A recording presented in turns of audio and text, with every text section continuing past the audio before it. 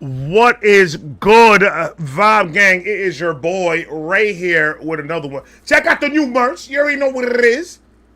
Get your shit right now. Link them down below somewhere. I don't know. I'm gonna put it somewhere down there. What's going on, everybody? Please don't forget to like, share the stream. Let's get people in here. We got Omeezy, the motherfucking great, in the building, ladies and gentlemen. I am excited for this conversation. How's everybody doing? Please, like I said, hit the like, share the stream. And let's get it crackling and then popping. We in here like swimwear. Daniel Creek Squad, what's going on, baby? Creek Squad HBFLA, motherfucker. You already know what it is, son. You know the energies, ladies and gentlemen. You know the energies. Enough of the jibber jabber. Ladies and gentlemen, one of the best reactors out there, in my opinion. One of the dopest independent artists out there. Because remember, I'm not a rapper, I'm a fucking artist. Ladies and gentlemen, the one, the only, Omeezy, the fucking great. What's going on, broski? Can you hear me? Yes, sir. Hold on, bro. Hey, shit, bro. Hold on, let me tell them. Can you hear me? Yes, sir. Yeah, tell me. I got to echo real quick. We're gonna do this. Cause this shit lagging on my laptop. So what up, man?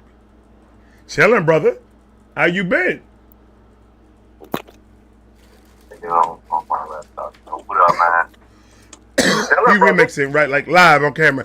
I'm telling you, there's no live in this world that a person can go like that, bro. There's not gonna have that. Am I lagging on you guys' end? Yeah, I tell you, there's no live in this world like that. There's not gonna have it.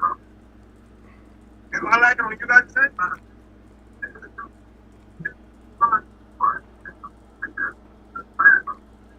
I don't know what's going on with it.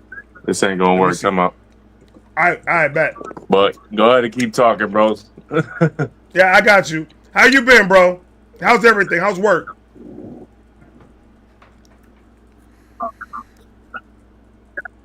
Hey, look, you see that? You got a Cheeto right there. I saw a Cheeto on the floor. He liked the white cheddar Cheeto, that new shit is popping out. I seen it. I had a bag like that back in the day. It didn't work. Go. I didn't like it. It was with Crystal Pepsi. What's going on, bro? You hear me now? Yeah, bro. What's good? What's good, bro? I had to turn off that laptop shit. It wasn't working. Yeah. If you want, I could put the chat on there so you can see what the chat's talking about, because I could put the chat underneath you. Yeah, if you could do that, that'd be great. Yeah. I got you, bro. What up, man? I've been dying to get you up here, bro. I've been dying to come up here, bro. Yo, I've been watching you, bro. No lie, since you had I think you had 70,000 or maybe even 60 something.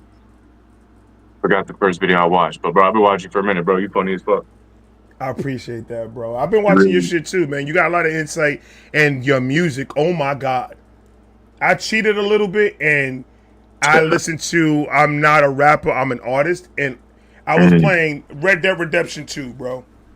And I'm in there, and I just say, I want to do my research on his music, so I'm gonna listen to a one album, and then everything else I'm gonna try to put it into the reaction game.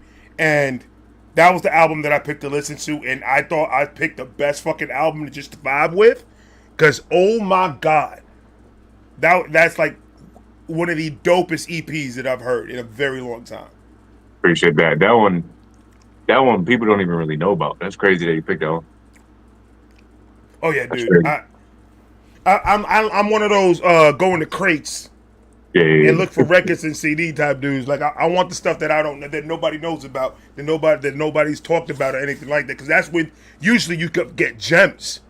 And there's a song in there that you had. What was it? When I'm with you. Oh, that reggae shit. Oh my God, boy! Woo! So funny backstory on that one, because I actually wrote that song with no music, no beat, no nothing. I was writing, and it was a song about my daughter. No lie, it was like a poem about my daughter. And then like I kept going through trying to find all these beats, and I ended up going down that road of like, oh, sad piano beats. I'm like, no, I don't want it to go like that way. You know what I mean? Right. So finding all these beats, I'm like, what the fuck is going on here? And then I'm like, listening to the lyrics. I'm like, you know what? This could sound like I'm talking to a female. You know what I mean? But nobody will ever know that I'm really talking to my daughter. So I just do it on Right. that shit and fucking work. The sound of it is amazing. The production on it is. I loved everything about the EP. The EP, Right. like I said, I was playing Red Dead Redemption, bro, and I had my headphones on. I played the music. I played the album, and I was just vibing to it, bro. And it was definitely a dope album. Now the reaction game. How'd you jump into the reaction game? Huh. No lies, because I was watching what the fuck are their names? The Law Twins. I don't know if you know who they are. Fire. No, but listen, no, I fuck with them, but like I was watching them because this was around the time when like Shaq was blowing up, when Eminem dropped Kamikaze. Right. Because I started watching Shaq when he had like 100,000. You know what I mean? Like he blew up quick. Right. So I watched his shit to Lucky You, and then I watched the Law Twin shit to Lucky You, and I think in that particular video, they missed so much shit that it got me so angry that I started a channel like the next day. I was like, Really? why are there reaction channels if they don't even know how to fucking catch bars? I was like, I could do this shit better. And then my brother was like, do it. I was like, bet. That's crazy. That's freaking insane because it was mine is the same thing, but it was with No Life Shaq. He was doing an Eminem reaction, and I was cursing in the bathroom, bro. And I was just like, dude, why the fuck am I even wasting my? This nigga's not catching shit.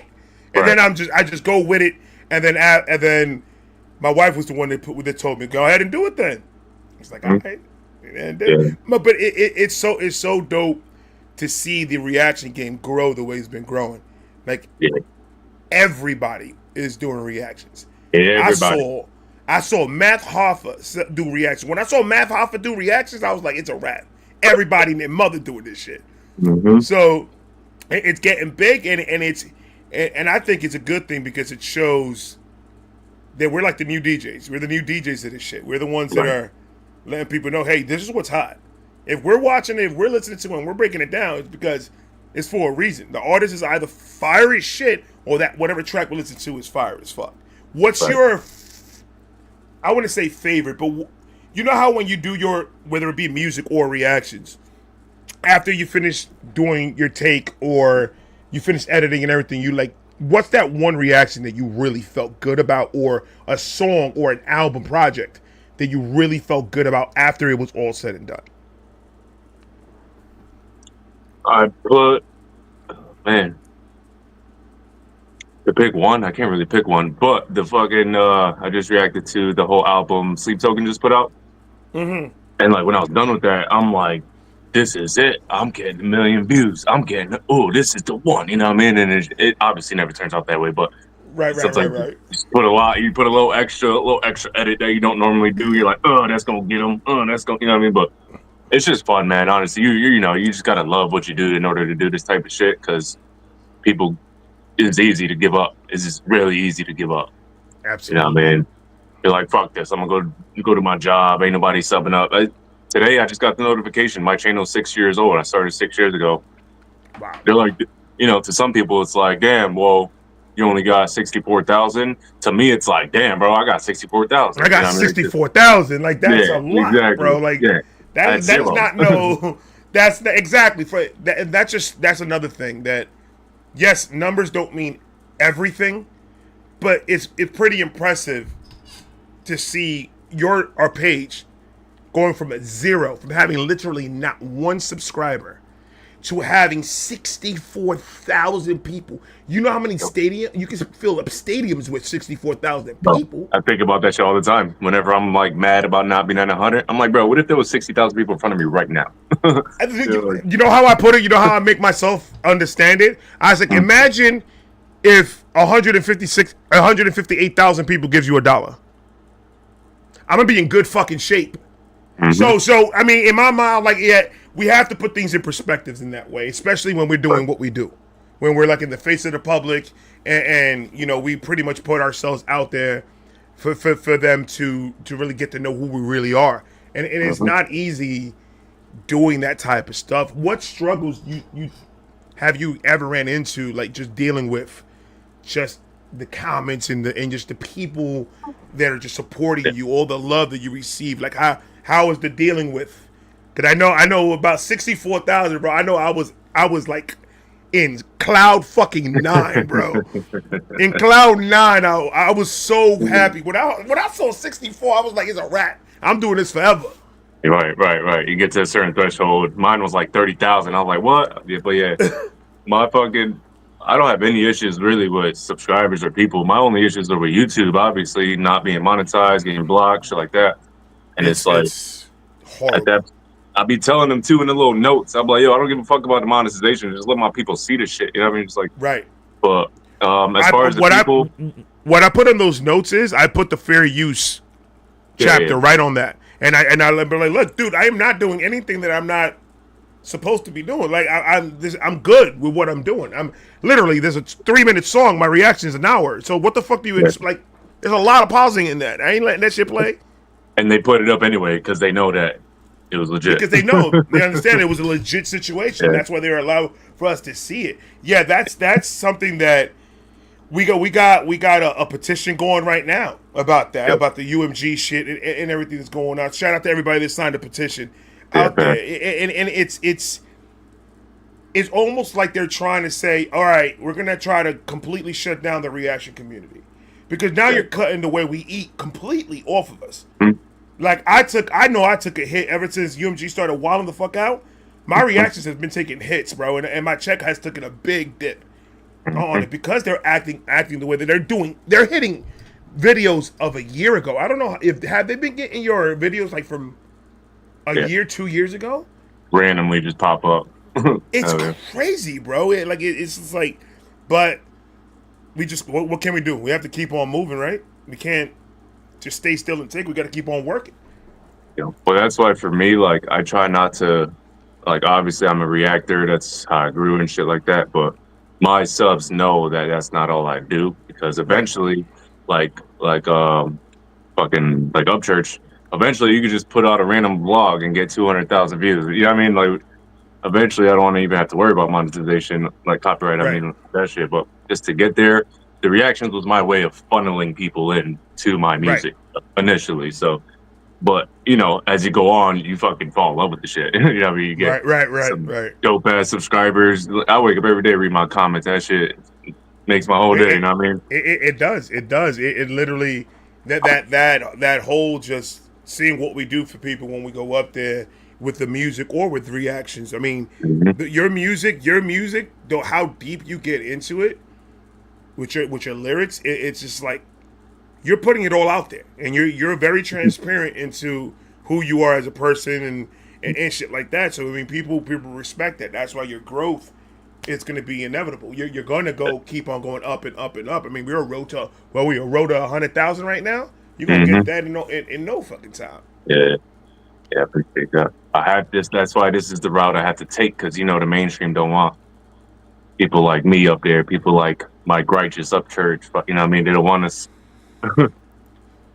Nah, because you guys get into subjects and you get into conversations and you guys get into themes of tracks that it's for some people is uncomfortable to listen to because you're kind of speaking some people's truths. Right. And some of those truths they can't really face themselves right now. So hearing it from an artist and you guys hitting it on the nose like you guys do when you guys express yourselves, that's where a lot of people just trying to tone away that type of music because they're like, I don't want to feel like shit when I'm listening to music. I don't want to make myself feel like crap when I listen to music or remember something that I did that was fucked up and things like that. But I'm like, if you're trying to zone that away, you're not living. You need to express that. You need to feel that in order for you to release it and let it go. Yep. In your music, when did that start? I've been shit forever. I was a singer at first, did school choir, church chorus, all types of shit, and then I think I was like 12 when puberty, you know, my voice cracked and all that shit. I couldn't really sing no more, so you know, I grew up here in the hood, kind of Hartford, Connecticut. So obviously there was like little rap ciphers everywhere, and I used to be the beatbox guy. They'd be like, yo, throw on the beat. You know what I mean? But eventually, I think I was like 14, 15, and I was like, you know what? Fuck it, let me try this shit. I would rap, and it would be trash, and they would laugh at me, and I'd go home and just practice because like, fuck that, they're not gonna laugh at me next time. You know what I mean? Right. And like, I just look at shit in my room, like they wish they could be me sitting in my room staring at the TV. You know what I mean? Shit like that. Right. And then after, you know how you go through that phase of puberty where your voice is cracky, but then it's like solidified, and now you got your man voice. So once that like happened, once I was done with that shit, I re-taught myself how to sing. So now I just do both in all my music. But when I first started rapping, I was one of those, fuck these niggas, I'm gonna fuck your bitch. You know what I mean?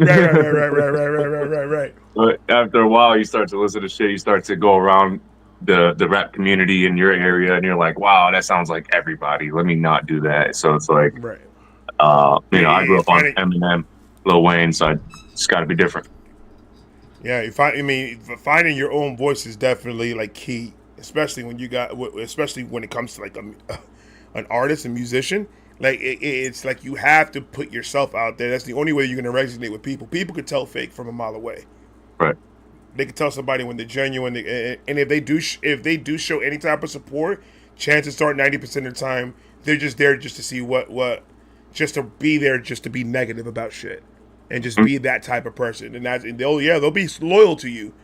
They'll be a loyal pain in your ass every single day. But it's just like that's why I respect the rappers and singers and anything that has to do with the music industry, because you guys are taking a chance of putting yourselves out there, not knowing how people are going to receive it, not knowing what you're going to be getting out of it. And let's not even talk about the time that it takes for you guys to put the stuff together. The writing, the mixing, the mastering, and doing all that. That takes a lot of time too. Do you do your own mixing, master? Do you do all that yourself? I don't. I know how to, but the quality's been coming out so good. You know, I just want to keep it rolling until I get that good, because my boy is just fucking nasty. Even if I'd probably always use him, you know what I mean? Even if I had my own shit right here, but right. He's just, that's what he does. That's all he does. So like, until I could either get my shit to sound like his, I don't really care about that. You know what I mean? The only time I care about it is when like what's his face? Hosier, I don't even know how to say his fucking name. He just dropped the open verse challenge. You know, I wrote it in 10 minutes, but it's like, damn, I'm not gonna book a session. I wish I could just do it right then and there. But like, not really too worried about that right now. I'm not gonna be that type of artist that drops 10 songs a month. Every time I drop, I want to hit. You know what I mean? So I'm just not gonna. I'd rather take my time. And also, it also builds the suspense for the fans. Because if you give them too much, then now they're expecting too much. Now they're going to be expecting you to drop 10 a month, every single month, back to back. So when you drop something, like when you drop the album, it's going to be, you're not going to get that big of a reception, or you're not going to get that big of a wow factor, because literally you just dropped 5-6 tracks before you drop the album. So like we've been hearing you. And having a huge catalog is amazing, but I always say it's about timing, and it's about spacing the shit out. Like you can't just be throwing everything out there at the same time, because I mean, and then most of your stuff gets buried if you do it that way. Right. Exactly. So I mean, it's a lose. Taking your time and being genuine and everything that you do, man, is the way to fucking go. 100%. Who's your influencers in this rap shit? I heard you say M and Wayne. In the rap shit, yeah. M, Wayne, and J. Cole. I'm like a mixture, kind of. I can hear some J. Cole. I can hear the J. Cole. I can hear some J. Cole in some of your shit. Yeah, he's probably my favorite. It was Eminem, like Eminem, Lil Wayne, but then when I heard Forest Hills Drive, he took over first place for me, at least. So that is just a different level. But as far as that goes, but as far as like, because again, I do a lot. I do singing. I'm literally, I just wrote a fucking rock song. You know what I mean? Like I could literally do it. Let's go. Yeah, so that was inspired specifically by Sleep Token. I got another Upchurch remix coming. I can't even say it right now, but I do got one coming. Let's go. And I listen to a lot of country music and James Arthur. I don't know if you know James Arthur. Yeah. But like Amazing Wow. singers, so I could kind of get ideas of my vocals and shit like that, and Right. their songwriting too. James Arthur's songwriting abilities are phenomenal. I study shit. I don't just listen. I study, so it's like a lot of different shit. You know what I mean? A lot of different shit. Your storytelling is amazing. I love the storytelling part of it because you could read. I always say you could tell an artist by the way he paints his picture. Yeah, If you could say a verse to me and it could literally I could close my eyes and picture everything to the hat that you're wearing, then you did your job 100 times better than a lot of fucking people that are trying to do the storytelling. Because it's not easy to tell a story. It is very difficult because you have to give a character depth and you have to really live that character in order for you to give it. And I heard, like I said, that the Black Sheep, forget about it. Fucking loved it. Fucking loved it. And it's just that's what it is. I just love that the artistry that you bring to the music. It's fucking amazing. thank you. Well, it's all true. Like you said, I did live it. Ain't no cap in my rap. Like, if I was to ever say anything about money or bitches, I'd be lying. You know what I mean? I'd be lying. But Shit, let me ask you another question. Hmm. Just for shits and gigs, do you? Because I haven't heard anything else. Because like I said, I want to keep some for like reaction purposes. But do you have anything that is like what you hear, like that boom bap, like in depth, crazy bar schemes and all that gun talk and crazy shit like that? Do you have anything like that that I should be looking forward to? I would never. Like no gun bars. I don't do that. I might have dropped one or two in my career, but Okay. my favorite rapping is what I told you the other day. What you gonna say? Hunger Games. It's over. Those are my like Eminem bags. You know what I mean? Like Got you. I want to fucking rap type shit. Got My you. song. I had a song called "On the Run." That's my J. Cole bag. That's probably my best storytelling song ever. Probably the first storytelling song I ever wrote. Because that's a story about how I got locked up and shit. You know what I mean, real shit. So it's like, you know, but yeah, bro. I got like 100 songs. I can't really just pick shit, but Wow. I try to throw like I do it by album. So I did like the tour season straight rap. You know what I mean? So my Right. next whatever I do is gonna be more. I heard some of the Taurus season on some donos, and it is a fire album. It is a fucking fire album. Appreciate that. And then I'm not a rapper. I'm an artist. That was a whole different type of vibe. You know, so every time I drop something, it's like, oh shit, Omeezy could do this too. You know what I mean? So that's what I want to And get to. and that's what it is, man. It's just that, and you're in a perfect spot, and we and you share a lot of the same fan bases, and Yeah, that's the just the reach that you have of trying your different bags and being able to perform at high levels on each bag, yeah, bro. That's what people are starting to do now. You're starting to see a lot of these artists trying to try different shit because you can't just rap anymore. You have to start doing getting out of that comfort zone that we tend to put ourselves in and get out of that shit and try different things because you never know what's gonna hit. You never know what you're gonna try exactly. if you don't try it. So when I see artists just go out and just start trying shit, I'm like, yes, let's go, because that means you're comfortable enough to get to be out there and say, hell, I'm gonna try something different. If y'all hate it, it is what it is. Y'all gonna hate it, but at least I tried it, and at least it's gonna be part of my discography. So that shit is dope. I love that. I love the growth. I think if I wrote songs thinking about what people would think about it, I don't think I'd be an artist. Yeah. I do it because I love it. It's how I feel. It's what I want to say. So same thing with YouTube. I had some good advice from somebody. They said instead of making your videos to an audience, pick one person, design your dream fan. Just design them and make all your videos and songs to that one person. You know what I mean? So then, That's amazing. That is amazing. Holy yeah. shit. So you build in your head, you build your perfect, your ideal fan, and you're making everything for that one person. Because now, if there's any other person in the world that's like that imaginary person, that's gonna be your core fan base. They're gonna be like, oh shit, he's making this for me. You know what I mean? So it's like Right. that's what I do. I'm talking to someone every time I make a video, every time I make a song. So even if that one person out of 8 billion has some type of, experience from my song, then that's it. I won. That's all I can ever ask for. You know what I mean? That's fucking amazing. See that mindset. In order to get to that strong mindset, you have to be driven, and you have to be. So what drives you to wake up every single day and give it 100% in the music and the reactions and everything? What drives you to do all that every single day? The black sheep, baby. I got to do it. I got my daughter. She's upstairs right now. Got to provide that life for her. Yes, My sir. mom, who's been through fucking everything just to keep us alive. She deserves to live that good life too. I just want to retire my mom, get a good life for my Right. daughter. I don't need nor do I want shit. I really I'm not a materialistic person. But like as long as my family's good and they don't have to be stuck in that 9-to-5 loop the rest of their life, that would make me very, very happy. But there's also another assignment, I guess you can call it, that I've received from God. Not religious, but me and God are homies. And I need to speak the truth to the world, and I feel like music is the best way to do it. Absolutely.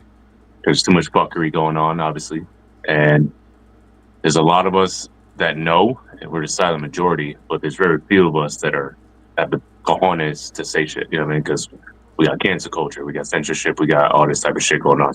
They're not really off the motherfuckers anymore, they're just taking them off the internet, you know what I mean? Which is just like dying these days, I guess. Absolutely. Yeah, if all your shit gets completely blocked, they're gonna be like, "Yo, I think he was a good man.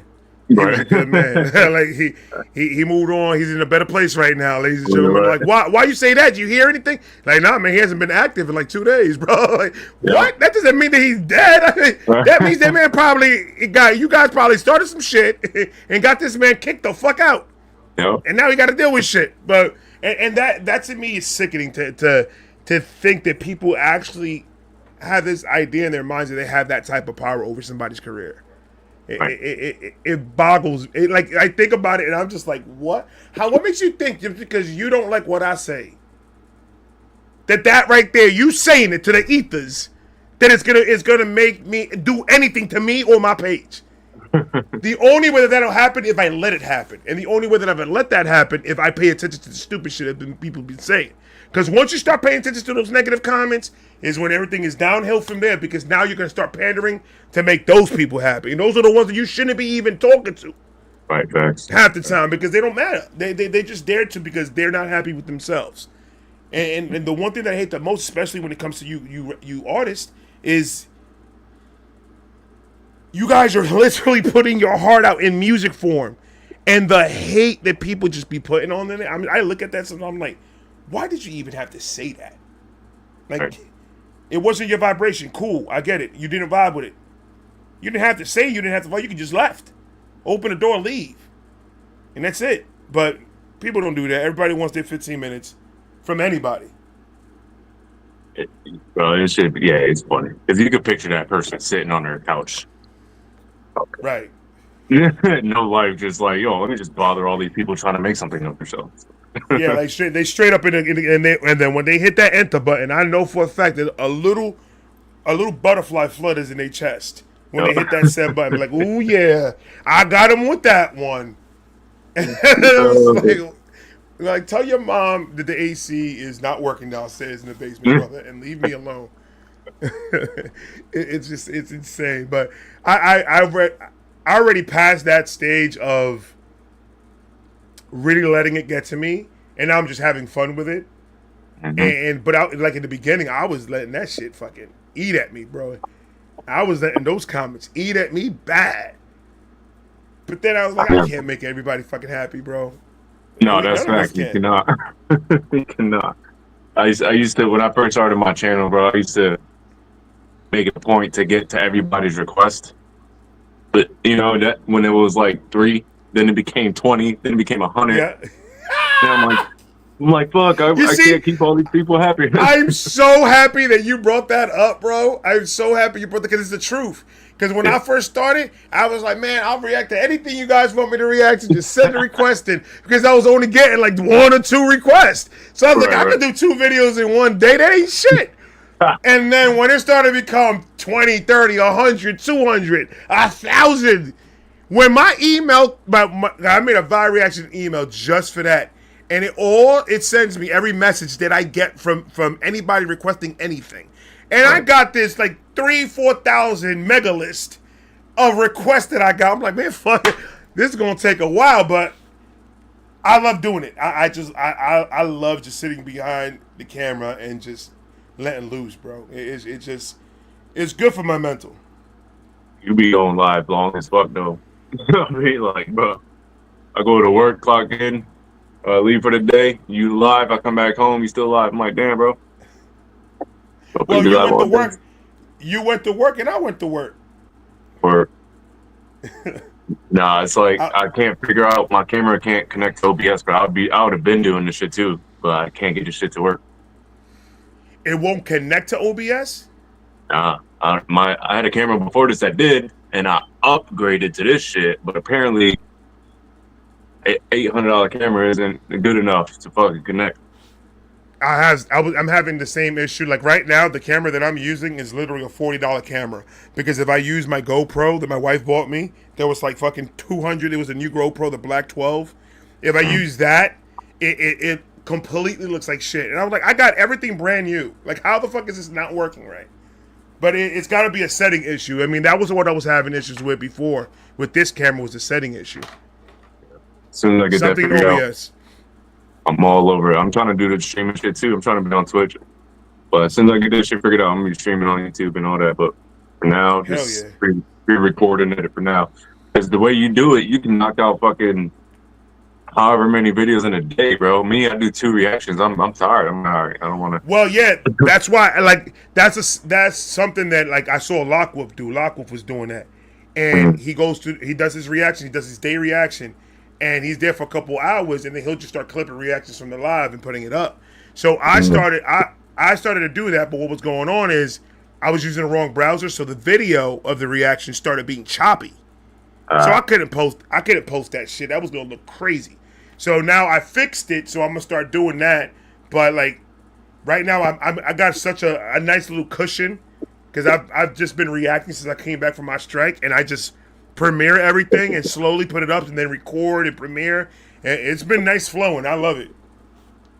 So I love it. I do like editing. I actually went to school for fucking film and shit, so I do enjoy editing. Nice. But it's like when I'm trying to get to like 10 reactions this week or whatever I'm trying to do, it takes me no time at all to record them. And if I wanted to just be lazy and just put the video up and then the other video on top and post it, I could, but that defeat the whole purpose. So I get in there, I edit shit, I cut out space, that shit takes a while. People don't realize. And then they be in the comments like, yo, where's this reaction? I'm like, bro, chill. Yeah, like, dude, yeah, editing. Like, I don't edit none of my shit. Like, I tried. Like, I edit the live stream reactions that I do, and it's because I'm already there because I have to clip them off of the actual live stream. Since I'm already there, I might as well just edit as I go. But usually on my not usually, all the time, I don't edit none of my shit like that. I'll do the intro, outro, and then I'll do the background music, and that's about it. It's already a system that I'm already so used to doing. It's the uploading that's fucking me up because I'm all the way on the other side of the house. So I'll upload, and if I upload, let's say to YouTube, or if I upload to CapCut, and that'll take an hour by itself for one video because I'm so far away, and the internet out here is fucking crazy slow. And then to upload it to YouTube is like another 30 minutes. So I'm just like, fuck, bro. Like, I'm here an hour and 30 with a whole bunch of reactions that I can't do nothing about. It sucks. Oh, he froze. His camera's out. What's good, everybody? Omeezy the Great's gonna get his stuff situated. I can see him down here. So whenever he gets his stuff back, I'll bring him back up. But how's everybody doing? Are you guys enjoying the conversation? All right, bro. Take your time, brother. Take your time, but hurry up, my nigga. I got you. How's everybody doing? Let's go down the list, shall we? Let's go down the list, shall we? Shout out to Kathy, Kiana, Tyler, Leeway, Heather, Daniel, E. Miller, Andrew Brooks, Imperfectly, Elsie, Jorge, Allen, Eric Tone Death, Julita, In the Bushes. I think he lives next to Quito. I'm not too sure of that, but I think he lives next to Quito. SA786 3375309. What's going on? Mama Nez, Joanne.com. I'm so stupid. Heather, Michael, Brandy, Jeff, Ted, Dickman. Did I say imperfectly Elsie? Imperfectly Elsie.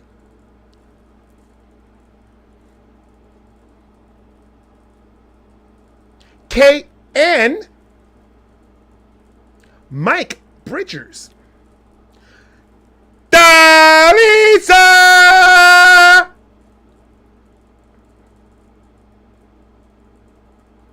No, I'm backed up. Jesus Christ. I'm backed all the fuck way up. Okay. All right. We good. Wow.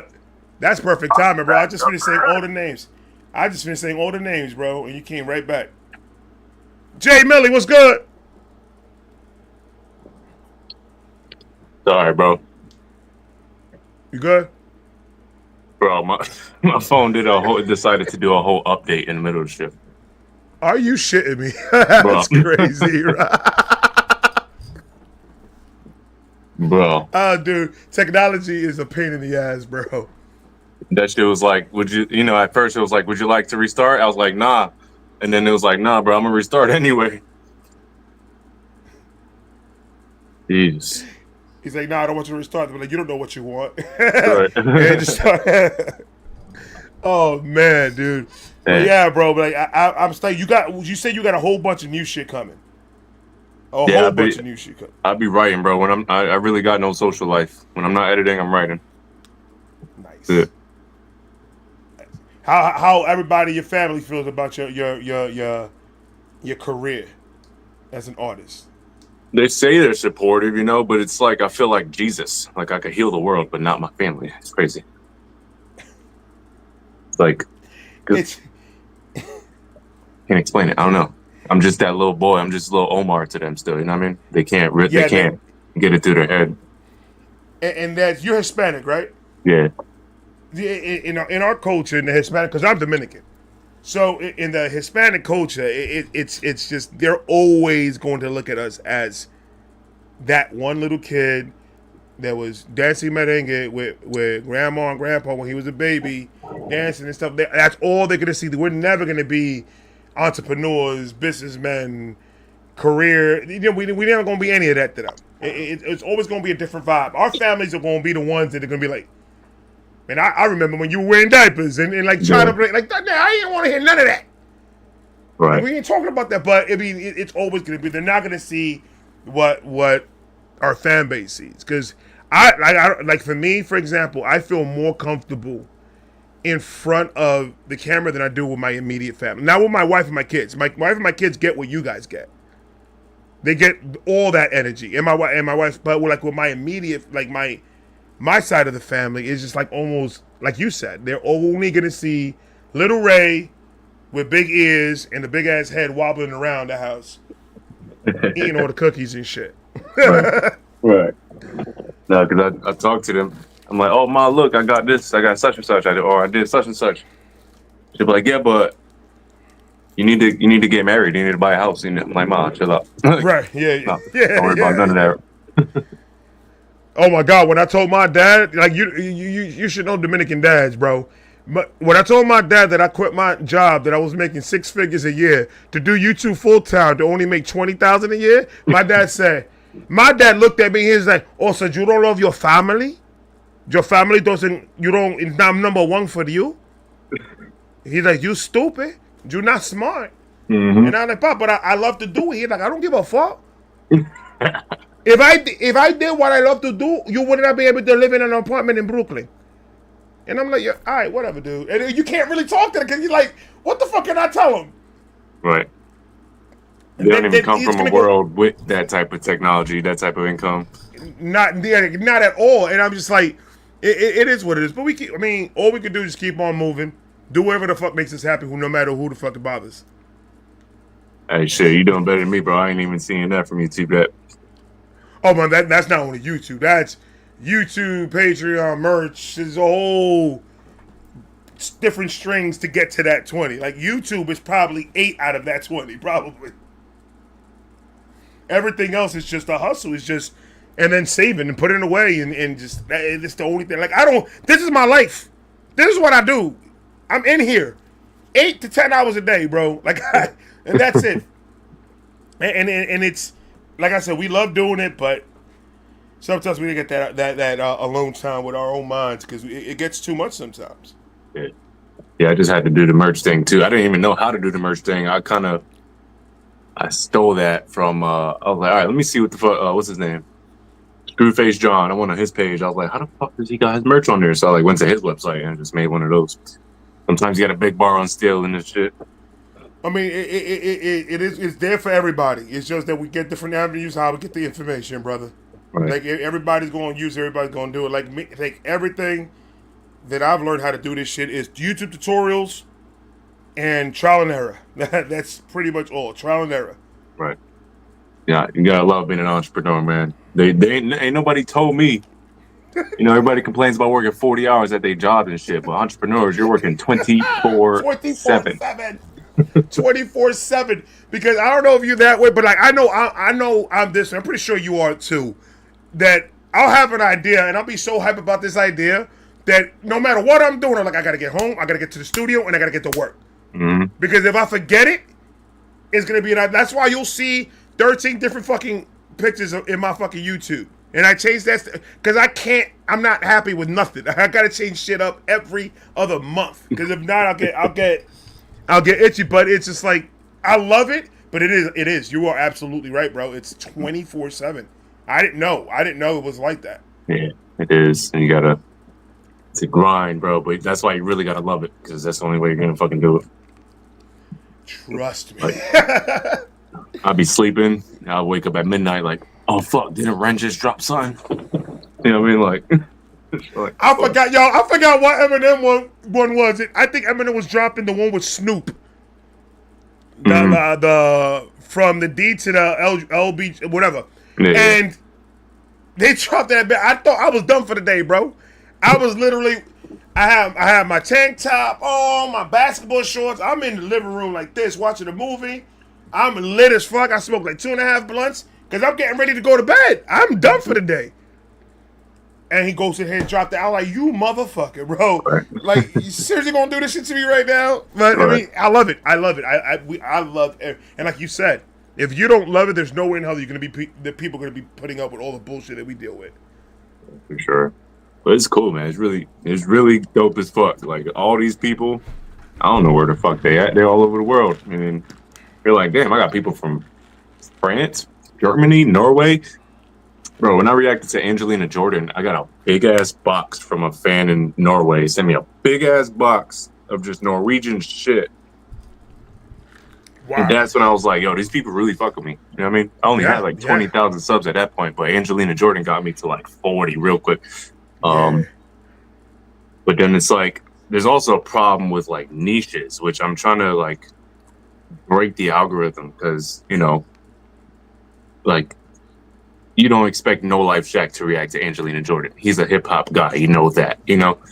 Right. Metalheads are metalheads, you know what I mean? But me and you, We got fucking Upchurch to Angelina Jordan to Deanna Antonova to fucking Falling in Reverse. Kendrick We got all Lamar this type to Kendrick Lamar to Elvis Right. to a whole bunch of like, and that's what I said when I started doing reactions. I said I don't want to just stick to hip hop, Right. because like one of the reasons, and I have many reasons, but one of the reasons was because I wanted to get introduced to music. Once I started hearing about the independent scene, because I didn't know nothing about the independent scene Right. before I started doing reactions, because my shit was just my old school hip hop that I listened to, which was like Method Man, Wu-Tang, Nas, Biggie, Jay, all that shit. I was listening to. I was not really into this new shit, and then they introduced me to Easy Mill, and that's from that point on I understood what an independent artist was, and I was like, yo, bring me more of these guys, and I don't give a fuck what they do. They can rap, sing, opera. I don't give a shit. I want to hear everything. Right. And it's been a ride and a fucking half, bro. Like, oh my god. Got introduced to a lot of great music that I bump every day. Right. Sleep Token. I don't know if you're to that, but I'm a fan. I'm a huge fan. Their new album. I did separate reactions to each song in their new album, and each reaction was like about an hour and 20 minutes long. You long-winded you and Flawzilla be talking. Yeah. Oh my god. The difference is Flawzilla shit. I be skipping. I can't skip your shit because I'm like, I know this motherfucker gonna say some stupid shit. He's gonna laugh, and then he gonna talk shit to Hope. I'm like, I be watching this shit.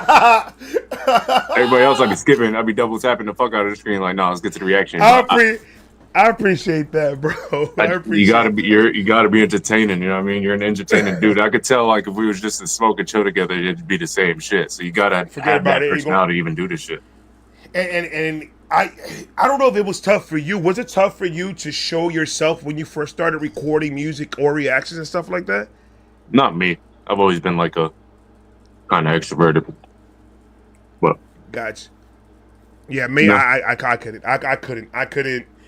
In the beginning, the very, very beginning, I was just like, I don't know.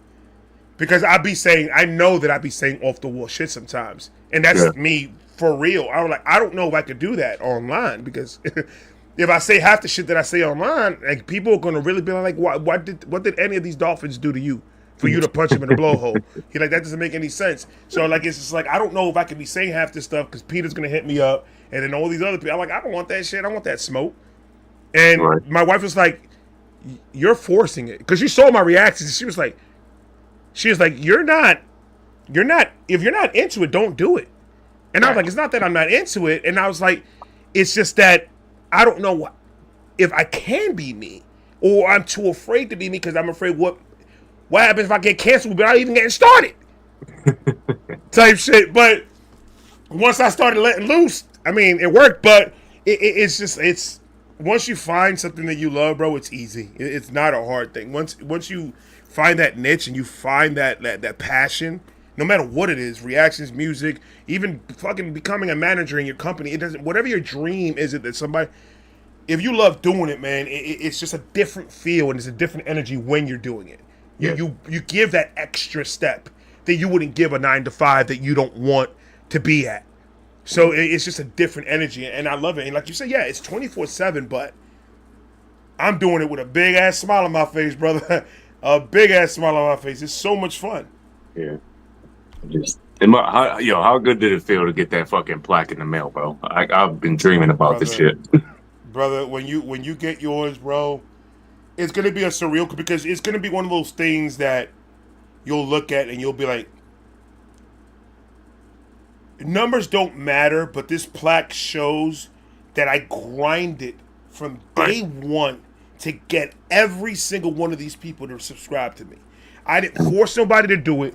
I don't go through my whole entire video forcing people to subscribe to me. I say like, comment, subscribe in the beginning, and I play that shit. And if you want to do it, it's on you. And for people to actually go and hit that subscribe button and reach 100,000, it's like I have 100,000 people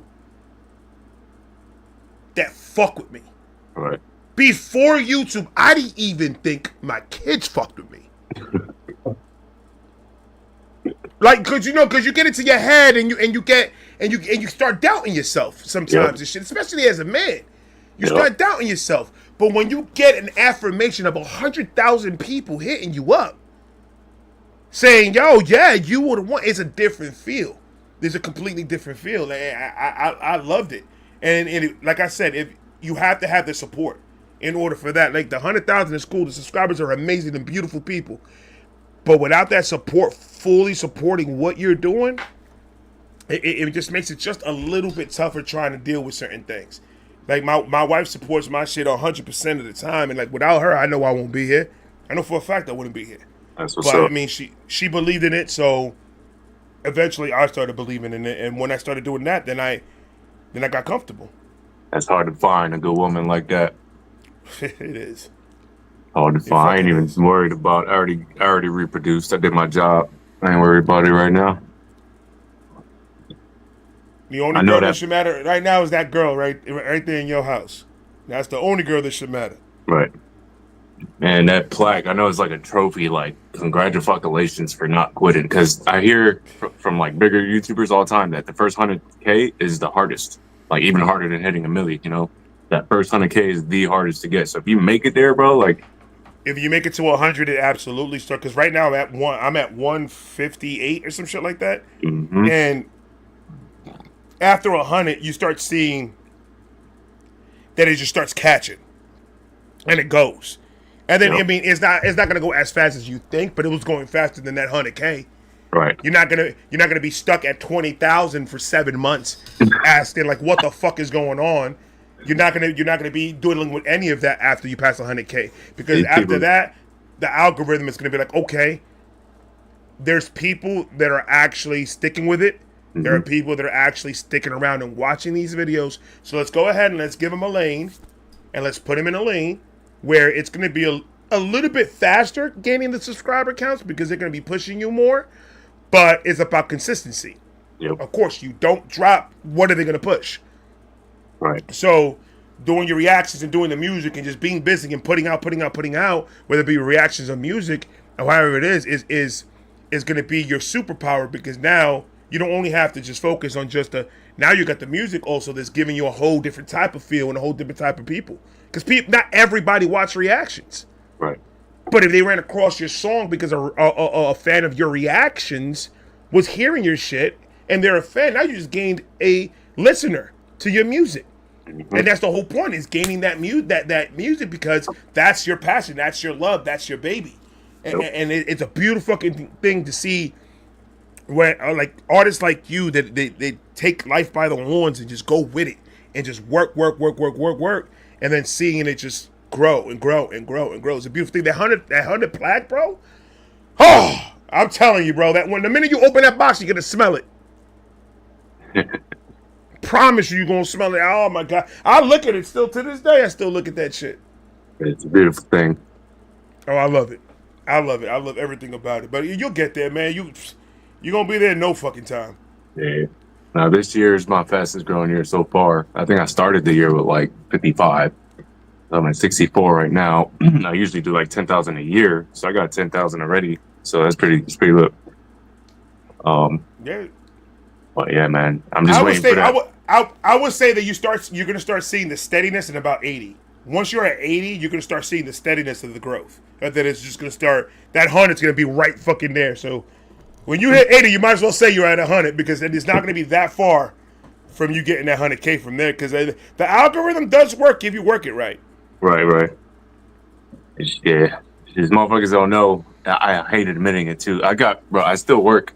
I don't work like full time 40 hours. Like I don't really need to do that, but I still pick up shifts here and there. I got fucking recognized at the job like 3-4 weeks ago, bro, and that shit made me feel like, you would think I'd feel good about that. I didn't. I felt like shit. I'm like, yeah, cool, I'm recognized, but I'm in uniform right now. Like I don't want to be recognized like this. There's people all over the world that already think I got certain shit, you know what I mean? So I'm like, and I do pretty good to keep that image going. I'm just waiting for that shit to actually catch up and be real, because I just want to wake up every day when I want to. Be like, all right. What type of video do I want to make today? Boom, a couple 100,000 views, make the money, move on with my life. That's just what I want for my life. So it's like, I don't know. I see Screwface got it, Upchurch got it. The Screwface does his reactions once in a while, drops a song, boom, his shit gets 100K. I'm like, Knox Hill, Crip, that type of shit. You know what I mean? And like, but you're in it. You're already in it because you're doing what they're doing. You're in the grind right now. You're in that grind of putting out. And they got there because most motherfuckers been doing that shit for a minute, bro. They've been doing YouTube for the reaction game. I would say mainly like for a long fucking time. So they were hot when before anybody else was really doing it. It was exactly. Like the pioneers, they were the pioneers that made it. So we're the next ones up, I believe. We're once they start moving on to bigger and better things, which all power to them. They get the bag. However the fuck you gonna get the bag, but don't fuck your morals up in the process of doing the shit. And that's a problem with the game because they'll get a lot of offers, and a lot of those offers probably be tempting. But sometimes sometimes the fans see people moving weird when situations like that happen. When somebody gets growth and they start moving a little bit different than they were moving when you first subscribed to them, it's one of those situations. But at the end of the fucking day, bro, we're the next ones up. I feel it in my fucking heart that we're going to catch a hit because we already put the work in. We've already put the work in. We've already busted our ass every single day, fighting claims and doing all types of crazy shit. Mm-hmm. You can tell too. I've been seeing your videos every time I open YouTube. Your shit's right there. So I didn't see that before. Before it was just Shaq and shit like that. I thought Flawzilla was gonna go to a milli quick, but he slowed down at 200. I don't know what he's doing now, but I've been seeing your shit everywhere, bro. That's how you know. That's how you know YouTube's like, oh shit, who's Uncle Ray? Okay. I think you're right, bro. I think you're right. It's the work, man. It's just the work. The work speaks for itself, and it's not even it's the work, and also have fun doing it because then it's not going to be work. Then it's going to feel like work, and I don't want it to feel like work. And that's the one thing that I fear about this, that it's going to eventually feel like work, and then I'm going to do the same thing that I did in my other job, bitch and complain, and not want to fucking be here. I don't want it to feel that way, but I don't think. This is why I'm so happy right now because I don't think that's ever gonna happen with this. I don't think I'm ever gonna feel. Are you gonna take reactions all the way to like 1 million beyond, or you got other ideas for your channel? I got a whole bunch. Like the podcast is one of my main focuses. Is doing like a podcast because I want to be the next drink champs. I want to be the next. That's what I want to. I take it to get that podcast more going, and then just get these artists to come in, and then not only how these guys do it by bringing these mainstream artists in, but also give a lane to the independent artists that could come up in the same stages that these mainstream artists will probably come up to. That'll give that independent artist that boost that it needs, just being on the show and shit like that. And that's one of my main goals. In my recovery session is my second goal. I really want to push the recovery session. Because I believe, people out there need it. People out there need an outlet, and no matter how it looks, an outlet's an outlet. And if I could provide that to people that could come and vent and just get it out so like that, they could just release it and let it go. And maybe they needed that just to take that step to let that go. Then it'll be worth pushing it until it becomes something that catches, and then it could help thousands. I can definitely see that, bro. I can definitely see that. We need clippers, bro. We need people clipping us. I got Deborah, one of my subscribers in the Beehive. She's in the Patreon too. She clips my stuff. I got a couple of people that clips my shit and puts it out. Oh, I didn't even see the clip button here. I'm like, yo, Twitch got it, but YouTube don't. But it does. I got it right here. They added that. I think they added that new. Man, I'm about to clip the fuck out of this after this then. Hell yeah, clip the fuck out of it. If you need the full interview, let me know. I'll send it to you. Or yeah, I'm about to clip this shit because somebody told me too. There's like, yo, start your own fan page on TikTok. I'm like, bro, that's like, genius. But I'm like, it's just extra work that I don't want to do. Right. My son, I paid my son to do that. He made up a Vibe Reaction fan account. I paid him $100 a month. And then he quit on me. He's like, nah, man, I got too much shit to do, brother. We good. And I'm like, man, all right, cool. Yeah, tell me you want to eat. See if I'll give you some dinner. But yeah, no, that's a lot of work in the promo of it. Right. The promo itself is crazy. Mm-hmm. Because if you ain't promoing shit, ain't nobody gonna know nothing. It's gonna be an issue. So I mean, promos is nuts. It's the thing. I've literally never promoted my reaction channel, bro. My TikTok is all my music. My Instagram, all my music. I never even posted a clip of my reactions, bro. Nobody. This is all raw dogging. My YouTube channel is probably the most raw dog shit. I have no help, nobody, nothing. Just me, bro. Like I don't promote it or nothing. I just hope that my hashtags work. Do you use the tags in the more column when you're putting up your videos? Yeah, of course. I took that whole vidIQ course. Yeah. I took that shit. I learned a lot from that shit too. But this shit is really learning as you go. There's really no manual for this shit. It's like There's not. You gotta try shit out. What helped me a lot was reading you know how YouTube sends you once a month like a recap email that tells you new shit they're coming out with and stuff. So not all of it, but there's a lot of stuff in there, a lot of emails that I got a lot of good fucking tips from that really helped the channel move. And it's like everything that they send me on that, I have to watch it. Whether I could listen to the first 5 seconds of it and say, nah, this is not containing me, but it's good to just know because eventually I'm going to be putting more things up than just reactions in this channel. So if I want to do other things, I have to know that lane too. So I have to be aware of everything that's going on, especially on YouTube. It's right. But I mean, the information is there. So people the information, it's just you got to look for it. It's going to be a pain in the ass to find exactly what you need, but you'll find it. Mm-hmm. There's a lot of tools to help us. We just don't be fucking reading it. But I did learn a lot. I wish I could just like text Shaq and fucking some of these bigger users and be like, yo, how you do this? But there's no manual, bro. There's literally none. And a lot of these, not them, but there's a lot of reactions that I've heard that don't even like helping out people like that. Oh, I bet. They don't tell nobody shit. You know, it's like what? And like, all right, that's cool, but you know, you're not always going to be on top. So remember that. Right. you always gotta treat people the way you want to be treated, bro, for a reason. Mm-hmm. You know who's gonna be on top, and you always gonna need that favor. Right. And that's why that's what I live by. That's in my mind. That's the way I think. Like, bro, I'm gonna treat everybody with respect until they give me reason not to. And the minute they give me reason not to, you're out of my life, so I don't even have to worry about it. Appreciate you, Johnny, for saying that. So Omeezy, you're too good at this. Don't miss your bag, bro. See, these motherfuckers be getting me through life. I'm telling you, bro, they're the best hype. They're the best hype that you need every day. Right. Like you said, I wake up in the morning. You the GOAT. Dude.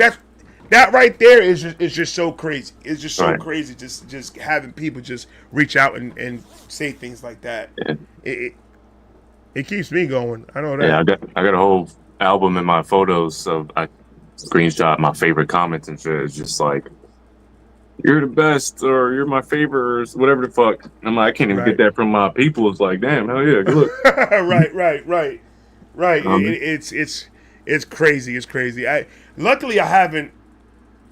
Not a lot. I don't know if you've dealt with it yet, but I haven't dealt with any of like using you for clout, using you to push something, or I haven't seen a lot of that, but a lot of the bigger reactors have told me, like, watch out for that shit. Because there's a lot of people that they'll two-face like a motherfucker. They'll say one thing in your face just to get that bag, or get their shit to get viewed or whatever, and then behind the scene they talking crazy about you. He's like, so you gotta be careful with that. That's why I always live by that.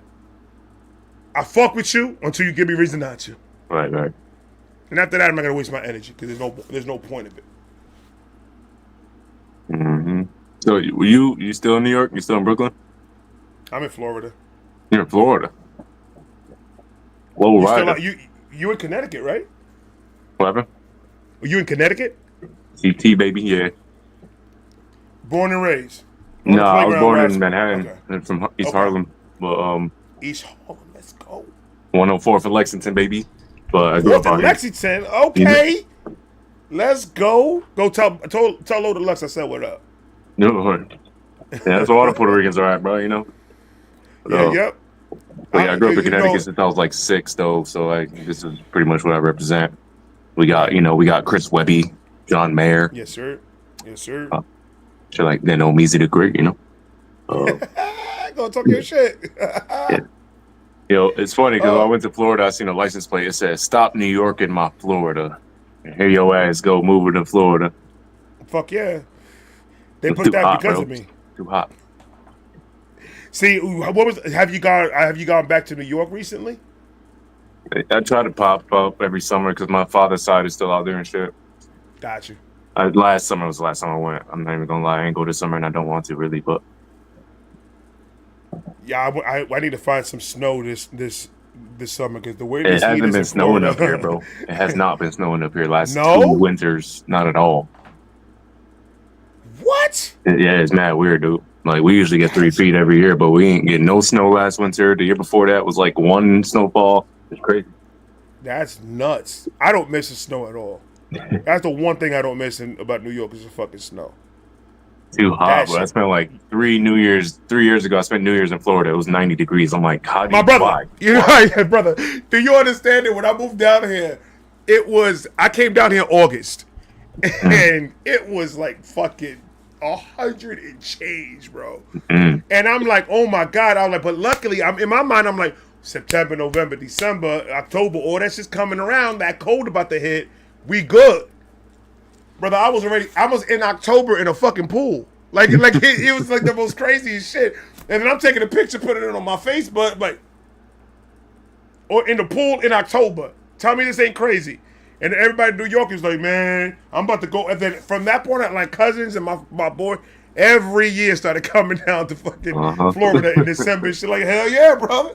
Learn your surroundings, my guy, because it's good because it's not like a crazy hot. It's like a good 80-degree, cool at night type of temperature If I in go, it's got to October. be like February. Can't Yeah, do that. February gets cold, but I'm, and it's crazy because this last year, last year it snowed like an hour away from me. I believe it because I was in Jacksonville, bro, and it was cold. And then I got to Deltona and it was hot. I don't think it starts till like after Jacksonville getting hot and shit. Bro, it's the weirdest. This weather out here is just I'm not comfortable with it at all. It's Where the you at, by weirdest shit in the Orlando? world. I'm like an hour away from I'm like about 30, 45 minutes away from Orlando. Yeah, they keep all the Latinos in one place in Florida. Actually, I'm in a very country area. I'm in the boondocks. Oh, bro. I think it's me and some dude named Hector. They're the only two Hispanics in this area, bro. Because I haven't really seen much of us. That's funny. But I mean, it's beautiful. It's quiet. I can't complain, bro. The heat's the only thing that I hate about Florida because this heat gets hot. The humidity sucks. I'm a But big it's I'm, cheap. I'm a big hiker. We got the valleys up here. They ain't shit but flat land and palm trees out there, bro. Ain't No, nothing no, to no, see. no, no, no, no, no, no, no, no, no. Right where I live. There's like pretty much places where you could go rock climbing. There's places that you could go, take your jeeps up and climb and go mudding. And there's a lot out here. We don't have hills like that, obviously, but there's a lot of things that you could do out here, bro. That it is hiking all day long. There's Word. areas you could go that have little cliffs that you could go on, little ridges and shit. It's beautiful for the area, but you have to go to more like a rural area. You won't get that in Tampa and in Orlando as much as you'll get like where I'm at. So I mean, I've only been to Deltona, not Daytona, Deltona. They call it Little Del Rico. Uh, mhm. I've been to Tampa, Clearwater, St. Augustine. I've been to Fort Lauderdale. So yeah, pretty much all the When you city. went to St. Augustine, what you did over there? Did you do all the sightseeing? Nah, I met some broad in Nashville. I had to go visit. I had to go visit. You ever been to Nashville, bro? Yes. I Bro. went to did we go? Yeah, we went to Nashville, me and the family, like last year, I think it was, or 2 years ago we went. Yeah, I Go by went. Nashville. I went as a single man with my boys, and oh boy, it's a good time. But I met this one chick. She was the most beautiful thing I've ever seen in my life. I was like, "Where do you live?" Because I live in Florida. I'm like, damn, I live in Connecticut. I'm like, you know what? I will fucking fly to see you. I swear to God. So we talked for months after that, and then finally it was like New Year's. I think I went down there for, and I stayed at her crib for like 2 weeks. But it was a great time. But that's when I realized I didn't like to eat like that. It's crazy. It's a good time. I got a lot of people's out there. My boy, my right hand man moved out there. He got married and have a kid now. Just me. He was we called Power Moves. We were a rap group, just me and him. But he moved and shit, so I'm kind of back to being independent or whatever. But Eric Andino, man, he's nice as fuck too. He just don't make music as much anymore, but that motherfucker can rap his ass off too. But yeah. You ever thought about getting together with him and making another track, like for old times? Oh yeah, we're gonna have our reunion for sure. So what my goal is for 2026 is to like put together my own tour. You know what I mean? Okay. It's like local venues in different states I could call up, or maybe some of my subs could call up and then try to book something, and I can like map out a little thing. Nothing crazy, you know what I mean? I just want to say I did it. I just want to tour, bro. I just want to go to different cities and towns and perform and get in fans and shit, and just say I did it. If you ever come to Florida, let me know. I'll buy a ticket right the fuck away. Or as I'm saying, I don't know places. I gotta find these venues. I could probably do a whole fucking, like, go all the way down 95, just hit every city, end up in Florida, go back up. I just got to get the venues, bro. That's my goal for next year. I'm going to make it happen. Manifesting it right now. I know of a couple of venues that I could get you the info and then you could hit up in Florida around the Tampa area. See? That's how it starts. That's all I need is a fucking start. And I know... I'll see if I can get you that number. Give me until, like, tomorrow, because I got to hit up a rapper that came out here because he performed out here, and I went with him. I did a music video with him. And he was performing in that venue. I gotta get the information from him, but then I'll swing it over to you though. Right. Hey, yo, Creek Squad, if y'all know any venues, let me know. I fuck with Creek Squad so heavy. If Creek Squad is in here? Well, what's the venue that Upchurch performed in? Was it Dallas Bowl? I think it was Dallas Bowl. Called Dallas Bowl in Florida. Because that's where Upchurch performed at, I think it was. But, I mean, Dallas Bowl is a thing, and you could perform. They do have performances there and stuff like that. So, yeah, there's a bunch of spots out here, bro. I'm going to keep remixing his shit until he invites me to the fucking ranch. Let's go. I'm going to keep doing it. Upchurch is my fucking brother, bro. Upchurch, the love that man has showed my fucking page, man. Right. It's unbelievable. When he posted my remix to Redcoat, he posted that shit. Yeah. And that was like the highlight so far of this year, probably. It's amazing. Just feels good to be recognized. I mean, you're like, yo, little old me. There's 8 billion people with little old me. Like, what? But then you got to get out of that. Because I guess you know what I mean? Because then we get into that, oh, that can't happen to someone like me. But yes, it could. It definitely could. And I want to be that example for other people.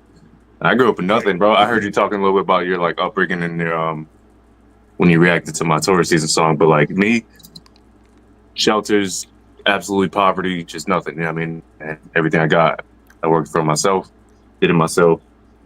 Pops was unalived. We could say the word on YouTube, whatever. My pops was unalived when I was a baby. It was like gang violence, all that shit. So I grew up really rough, bro. And then people tell me I don't look like what I've been through because I don't. I've been in prison, bro. Did 15 months for running for my probation. I got into near-death accidents. I've been all types of shit, bro. And it's like, I got a lot to talk about, which is why I make a lot of music. And it's really like a Joker villain story. I should be a villain, but I took all that and I want to help people get through it. Because not everybody can get through it. There's been a lot of times where I didn't want to go on, you know what I mean? A lot of times. Like, it's just like, you know what? No point. But then you make it through that, and then you're like, you know what? I can help somebody else who's at that point right now get past that too. So that's why I do what I do, man, honestly. I've been through a lot. Beautiful. But I'm happy that you do have that outlet to let that go because, I mean, like I said, your music speaks for itself. Like, it tells your story. It tells you get into what you've been through, and that to me is the most important thing in an artist. It is showing that because it does help. I know a whole bunch of artists that I listen to their music, and like Ren is one of them. Ren has changed my life when it comes to his music. Oh man. Eminem has changed my life completely when it came to music, and Eminem has been a part of my life since I was 16, all the Mm-hmm. way until now. He has been my soundtrack of my whole entire fucking life. You can Mm-hmm. pick an Eminem song, and I could tell you where I was and what I was doing and what fucked up shit and how I got locked up, and I could tell you exactly what the fuck I was doing when that song was live, playing live when the album dropped. Yep. And it's just like music speaks to me in a different fucking way. Like I've always wanted to be a rapper, always wanted to be a rapper. I just never had the skill to do it. I've tried it. I've tried it many times. It's not me. I'm more of a comedian than I am anything else. So I'm gonna stick to what I know and what I'm good at. So is You that got and like you got an intro, right? You was rapping on the intro or something? no? I swear it sounded like your voice. It was At one point, it was just a clip of me saying that's fire, and then my boy Larry mixed my vocals in there, and then and did it. I did do a song because I just wanted to get it out the way. I wanted to do something, and it's like it was like a jokey song. It's kind of like the Adam Sandler shit. It was called Uncle Jed's Crackmas Melody or some shit like that, and it was just jokey joke shit, and it was I did everything. My boy Larry the Belafonte, shout out to Larry. He mixed it and he did his editing and made it sound as good as he could, and then I did the video and I just put it out. But it was just like that's not me. Like it's fun. It was fun as hell, but I didn't feel as confident as me sitting here and just listening to music and doing my thing. So I just love music so fucking much, and when I see artists like you and Ren and shit like that, and that you guys really tap into that heart shit, man, it's just like that's what it's about. That's what it's a fucking about, man. mm-hmm. It's about connecting, and you do that very well with your music. Yo, I can't believe Ren was like 30 minutes away from my house. When he came to see Chris Webby and work with him, literally I lived 30 minutes from Chris Webby. I'm like, bro, Ren is in my state and I ain't know. Bro, dude, I looked at my phone. I was recording, and he said, he hit me up on IG, and he said, "Hey, I'm gonna be in New York. If you want to meet us, so we could do that interview." And I went, "Motherfucker, bro!" And I was so like, I had to calm myself down, bro, and I had to really just smoke and calm myself down, because I was fucking upset. And then, like, I'm financially, I ain't in the position right now where I could just buy a flight, go to fucking New York, and rent a hotel. I can't do that shit right now. So I'm like, fuck. And I just told him, I'm like, bro, unfortunately, I live in Florida, man. I'm not in New York. But whenever this is going to happen, it's going to happen. We just, let's not rush it. Whenever it happens, and it's going to be amazing. But I can't wait for that been fucking sick. day. Oh, God, bro. Don't think I wasn't thinking, bro. Don't think that I was, like, looking at my bank account, and then I was looking at my credit card, and I'm like, all right. I think I might be able to swing it if I stay at my grandmother's house. I think I might be able. We could do the interview around my grandmother's kitchen. But hey, man, sometimes it's worth that. You never know. You never know. I don't try to rush anything, bro. I just go with the flow and just have fun going through it, meeting crazy, beautiful, amazing fucking people through this whole entire process, man. It's one of the best things in the world, man. We have one of the best careers in the world. Right. Just being in the middle of this shit, man. No, yeah, that's fact. The connections are crazy, bro. Like me being on 3 songs with Mike Righteous, like, woo! You know what I mean? How was that? How was that? Process that shit, honestly. Like, bro, how did that happen? Did he hit you up, or did you? Oh, how did that work? No, the very first one was a challenge that he did, and I won. Okay. So it was 305 entries. I was the only American, and I won. So that's where Battle Scars came from. And then after that one, I was like, yo, I need another one. He was like, all right, well, this time I got to charge you, but I'll give you a discount type shit. So I paid him, and I'll pay him again. I don't give a fuck. It's Mike Righteous. I paid him for that one. That's fucking amazing. And then the third one, I hit him up. I was like, yo, I need another one. He's like, honestly, bro, I fuck with you so heavy, I'm going to just give you this burst. So I paid for one, won a challenge for the first one, and he fucked me for the third one. So I got 3 songs of Mike Rocky Takalubagashi. So Mike, so him just giving you one out of love, that alone shows how much he fucks with you. He's just lyrically. such a dope person, bro. He's like us. I mean, he has the same Wow, like drive. He's a real human being. You know what I mean? Like that's dope, man. That is huge so heart, and awesome. he could see that my music was going the same route kind of his was. He was like, yeah, I'm gonna fuck with you. You're not just some dude trying to get clout. You actually got something to say. So, Right. uh, yeah, Battle Scars, Too Wavy, and The Great Escape. Omeezy Great featuring escape. Mike Righteous. Absolutely. I'm gonna have to tap into. If there was one song, if somebody just found out who you was, maybe there's people in the comment section that don't know who you is. What will be one song that will best describe you? That will be like a good representation of what you do skill wise in music. Skill wise, all right. So if I wanted to just show off, I'd probably send them what you gonna say, because that one's like I know you ain't here yet, but it's like I'll just say the hook real quick so you can understand. What you gonna say when I'm up at the podium giving a speech at the Grammys? What you gonna say when I'm topping the charts and I'm bringing the M's to the family? What you gonna say when you realize you could have been with me, but you was a hater? What you gonna say when they mention my name with the greatest? Yeah, I mean, it's one of those like, what you gonna say type of. So Right, right. that'll be like the show off one. But what I realized is like people they don't give a fuck what you put out if they don't know you.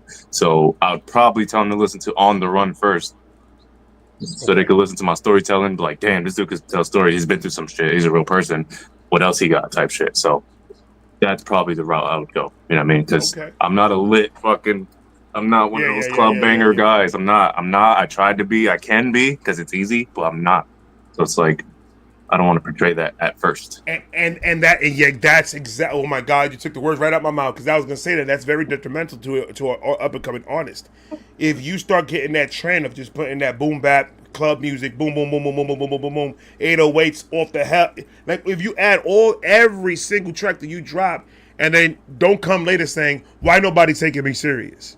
Like you haven't given them a serious fucking music to be taking you serious. Right. So it's first impressions is everything. If these motherfuckers don't know who you are at first, and then when you start throwing that club banger and all that, then they're gonna be excited about it. They're gonna be like, "Oh, he Right. dropped one of those. Right, Okay, right. now he's showing us range. Now he's showing us different shit." And then boom, then you come with like a country shit out of nowhere. Like what the fuck? Okay, and that's how that's just what the consumer is. Right. The more you Exactly. keep them on their toes, the more they're gonna fuck with you because they know they're gonna be getting that euphoria feeling. They're gonna get that feeling from you because you're always gonna be dropping something that's gonna keep them guessing, and that is beautiful. I love it. Thanks. I love it. Yeah, because like with Eminem, like I always knew I liked him from like Lose Yourself, from like My Band, from the shit, but I didn't become a stan until Recovery dropped. You know what I mean? It's like oh, I knew him, I know of him, I fuck with some of his shit, but then when Recovery dropped and you sit there and you really like just go for a ride or go for a walk and you smoke, that's when I was like, yo, One of who my the faves. fuck is this guy and why does he know One of my my life so faves, well? bro. You know what I mean? It's like Recovery literally is in my top 5, and that album fucking got me in the right time because I was going through my recovery when the album dropped. oh damn, So it came in the perfect time that I needed it, and then it just took me. that's It wild. just took me. It really really helped out the project. I mean, it was a long fucking road, but oh my God, that album is it's a special one. I love Recovery. He has this line in Spacebound that says, literally, me and my baby mother took a break, and we were together for a year and 6 months. I swear to God. And you know, Spacebound. So after a year and 6 months, it's no longer me that you want, Oh but I love my you so. God. I was like, what, motherfucker? How do you know my life? I was so Oh like my connected with him at that God, time, bro. I would have freaked the fuck. I would have called him up. Yo, I go on Instagram. I know you ain't gonna pick up, but I'm gonna talk. Like, how you know what's going on in the mountain? That's crazy. dead ass, bro. Same Absolutely shit. He crazy. said, talking about coming, wearing my bummy clothes, coming home from work, all that shit, bro. I was like, bro, Right. is he spying on me right now? Like, what the fuck? But That's when I knew. I was like, whoever, like, anything he ever puts out ever, I know I'm gonna love it. So it's like, right. I mean, I'm a stan. I'm trust me, I'm a fucking stan. But there's a couple of tracks that Eminem put out that I kind of sat back and I'm like, I would have not done that, but like I get it. Lyrically, he was amazing on it, but yeah, it was just like it's kind of I wouldn't say uncomfortable. Like I would say uncomfortable. Like Relapse. There was a lot of songs in Relapse that I'm just like, bro. I was Like, born with a dick in my brain. Yeah, yeah, fucked in I the was born head. with a dick in my brain. They fucked in the head. My stepfather said that. No, I'm not. Like, bro, what the fuck?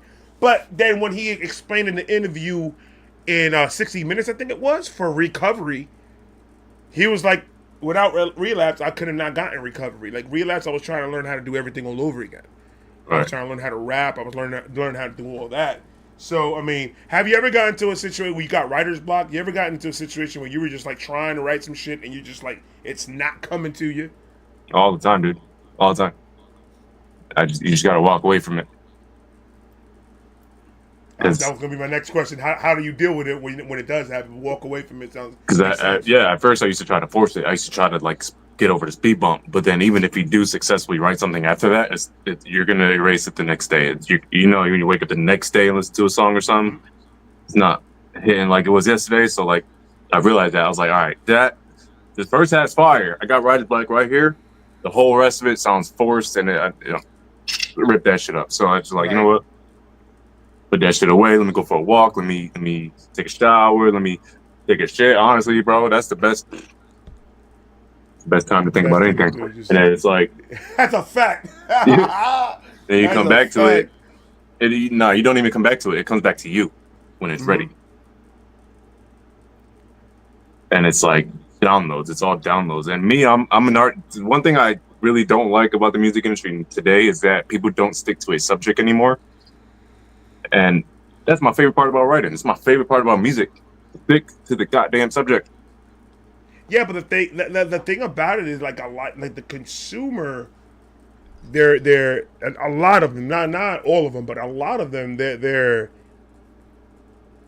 attention span is very short. So like when you start doing like a storytelling or a scheme or something like that, a lot of them want that easy shit. They don't want to really invest that much emotionally into it the way they used to.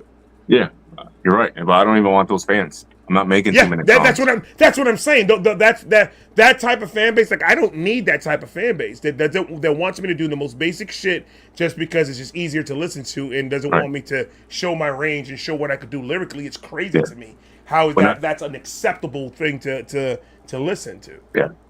Nah, when I see Falling in Reverse and Sleep Token making 6 minute songs still, I'm like, nah, bro. There's people out there that still have attention spans, so fuck these other people. Right. Absolutely. It's a lot more, and it's just the way the culture just moves, man. When the culture moves, everything with it just has to adapt to everything. Right. So every time something changes in the culture, you could see the music is kind of changing with it because it has to keep up with what the culture is doing. Because if not, then you're going to be considered lame. You're going to be considered woke. You're going to be considered everything else because you're not sticking to the blueprint of what they think music is supposed to be. Right. We're close, though. It's sickening.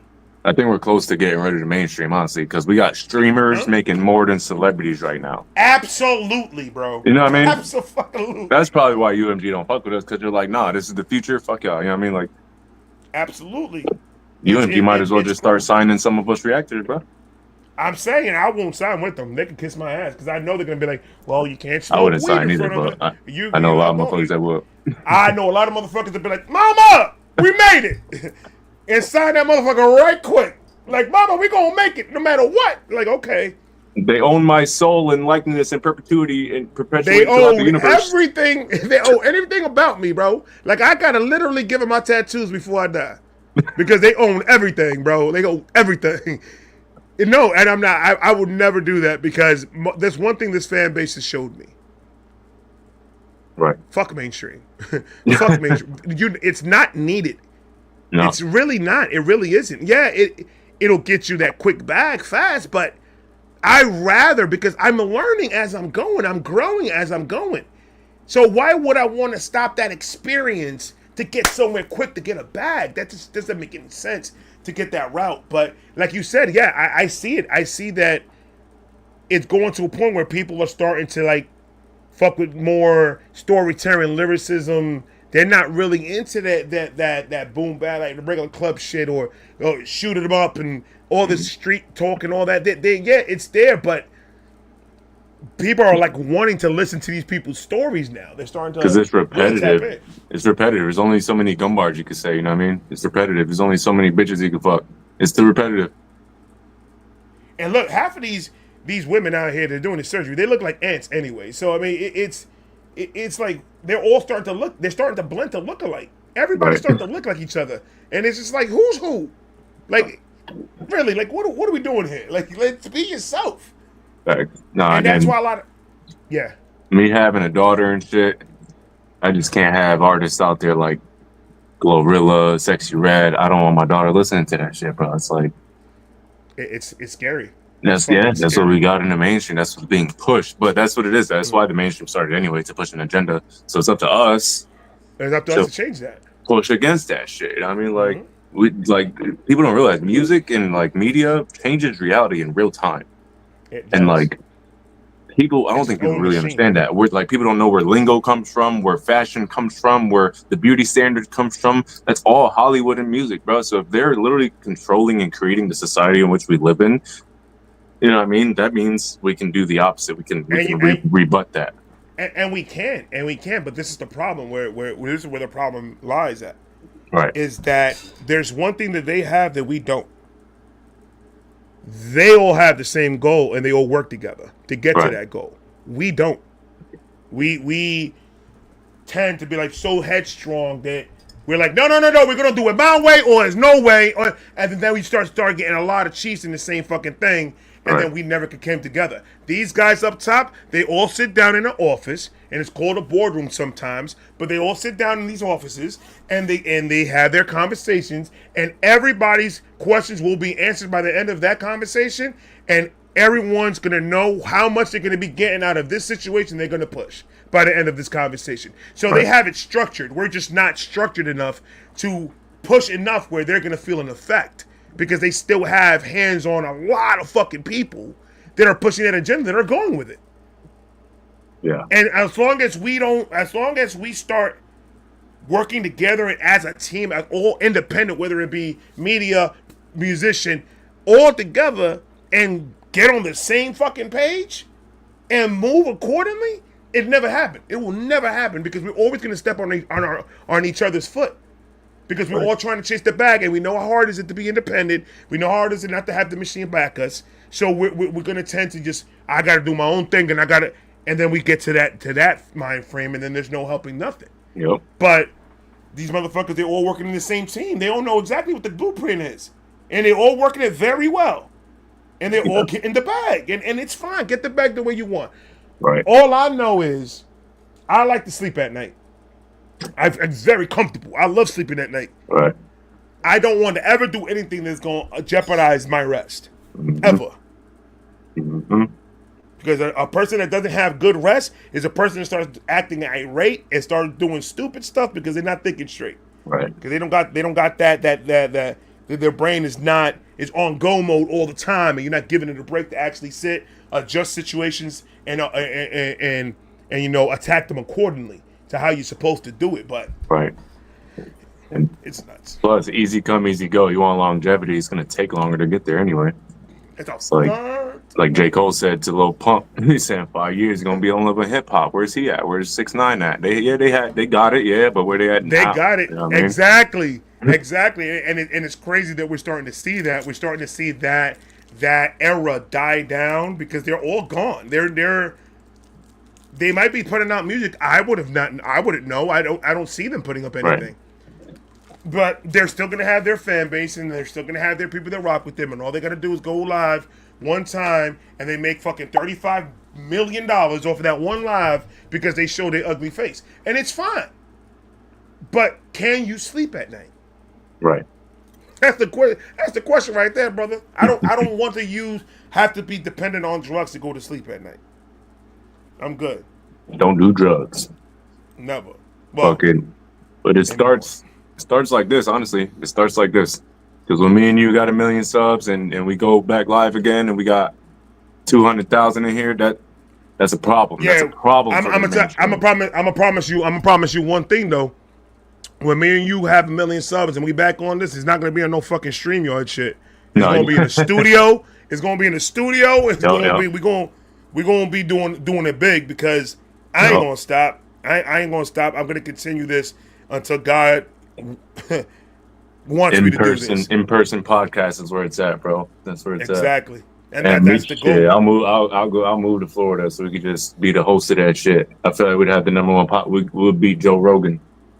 Let's go. Let's go. I want to get Joe Rogan. I want to talk to Joe Rogan so bad. I find that man interesting as fuck, bro. Smart Joe guy, Rogan is nuts, very smart bro. guy. I know I could learn a lot, and that's why I love doing these podcasts. And another reason why I want to pursue the podcast shit so much is because of that. Because I could learn so much from the people that I bring up here. I've already learned so much from the people that I brought up here, and Right. it's just like we have to feed each other in order for us to all grow, man. We're all plants here, and we need food to grow. And once we start sharing information, helping each other out to grow, like why am I gonna hold? Like who am I to hold to gatekeep the info to probably help another person down the line that probably has less subscribers than me, but has a bigger vision or knows how to promote and knows how to do something that maybe he could show me something to help my situation if I show him something to help his situation. So Right. it's all a growing thing, and if people are not willing to share information and go like that, it's never gonna work. Like, yeah, we could do a lot if a big group of us get really into it and really do something big with it. Yeah, we could do it, but imagine if we all get together and it'll be unstoppable. The mainstream is gonna look at us like, yo, what the fuck just happened? Yeah, then it's we're gonna be coming, like, bro. exactly. We're gonna put them out of business. Oh, we got to. We got to. And then- Because if not, they will find a way to take us out of business in a heartbeat, and they will not hesitate to push that button. I'll be so tight, bro. If I ever lose this channel or like whatever. Oh man, I lost 3 TikTok accounts. I didn't even care. You know what I mean? Because TikTok is fast. You can go fast.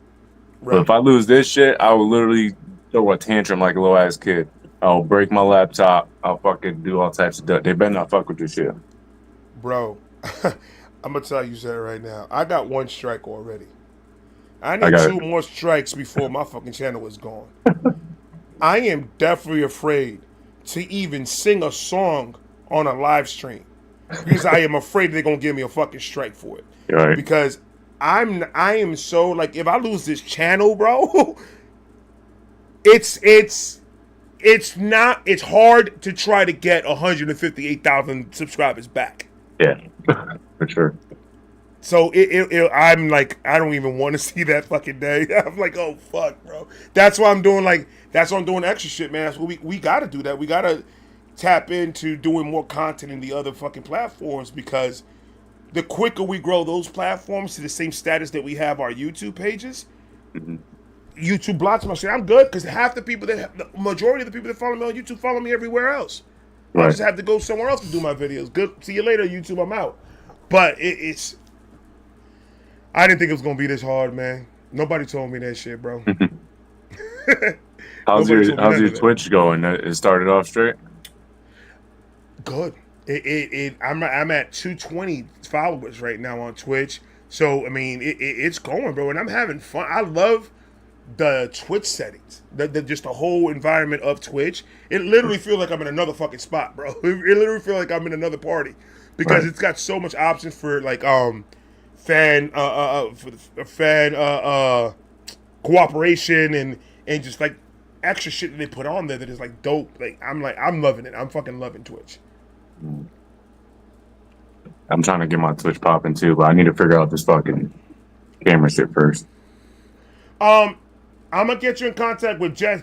Anybody in the Beehive in the Vibe Hive, my mods, can anybody send Omeezy the Great Jesse's information? Jesse is the one that helped me set up my laptop microphone camera because he's a tech guy. Oh, So he was the one that helped me with that. So I'm gonna have them go send you something on IG to get in contact with him. hell yeah. And just hit him up. He's a dope dude, bro. You'll just do a live stream, or he'll do a live stream, send you the link, you go in there, and then he'll just walk you through everything you need to know. Word. So you need to turn on your subscriptions on Twitch, Ray. I need to get to a certain spot in order for me to turn on my subscriptions. I Oh, tried to, it didn't let me. that's how they do it. Yeah, I have to hit a certain criteria to have all those options open for me. And Uh, right now, I don't have the subscription button open. I was curious why when I was watching your Twitch, I didn't see any ads. That's probably why, huh? Yeah, I'm not. I'm not a.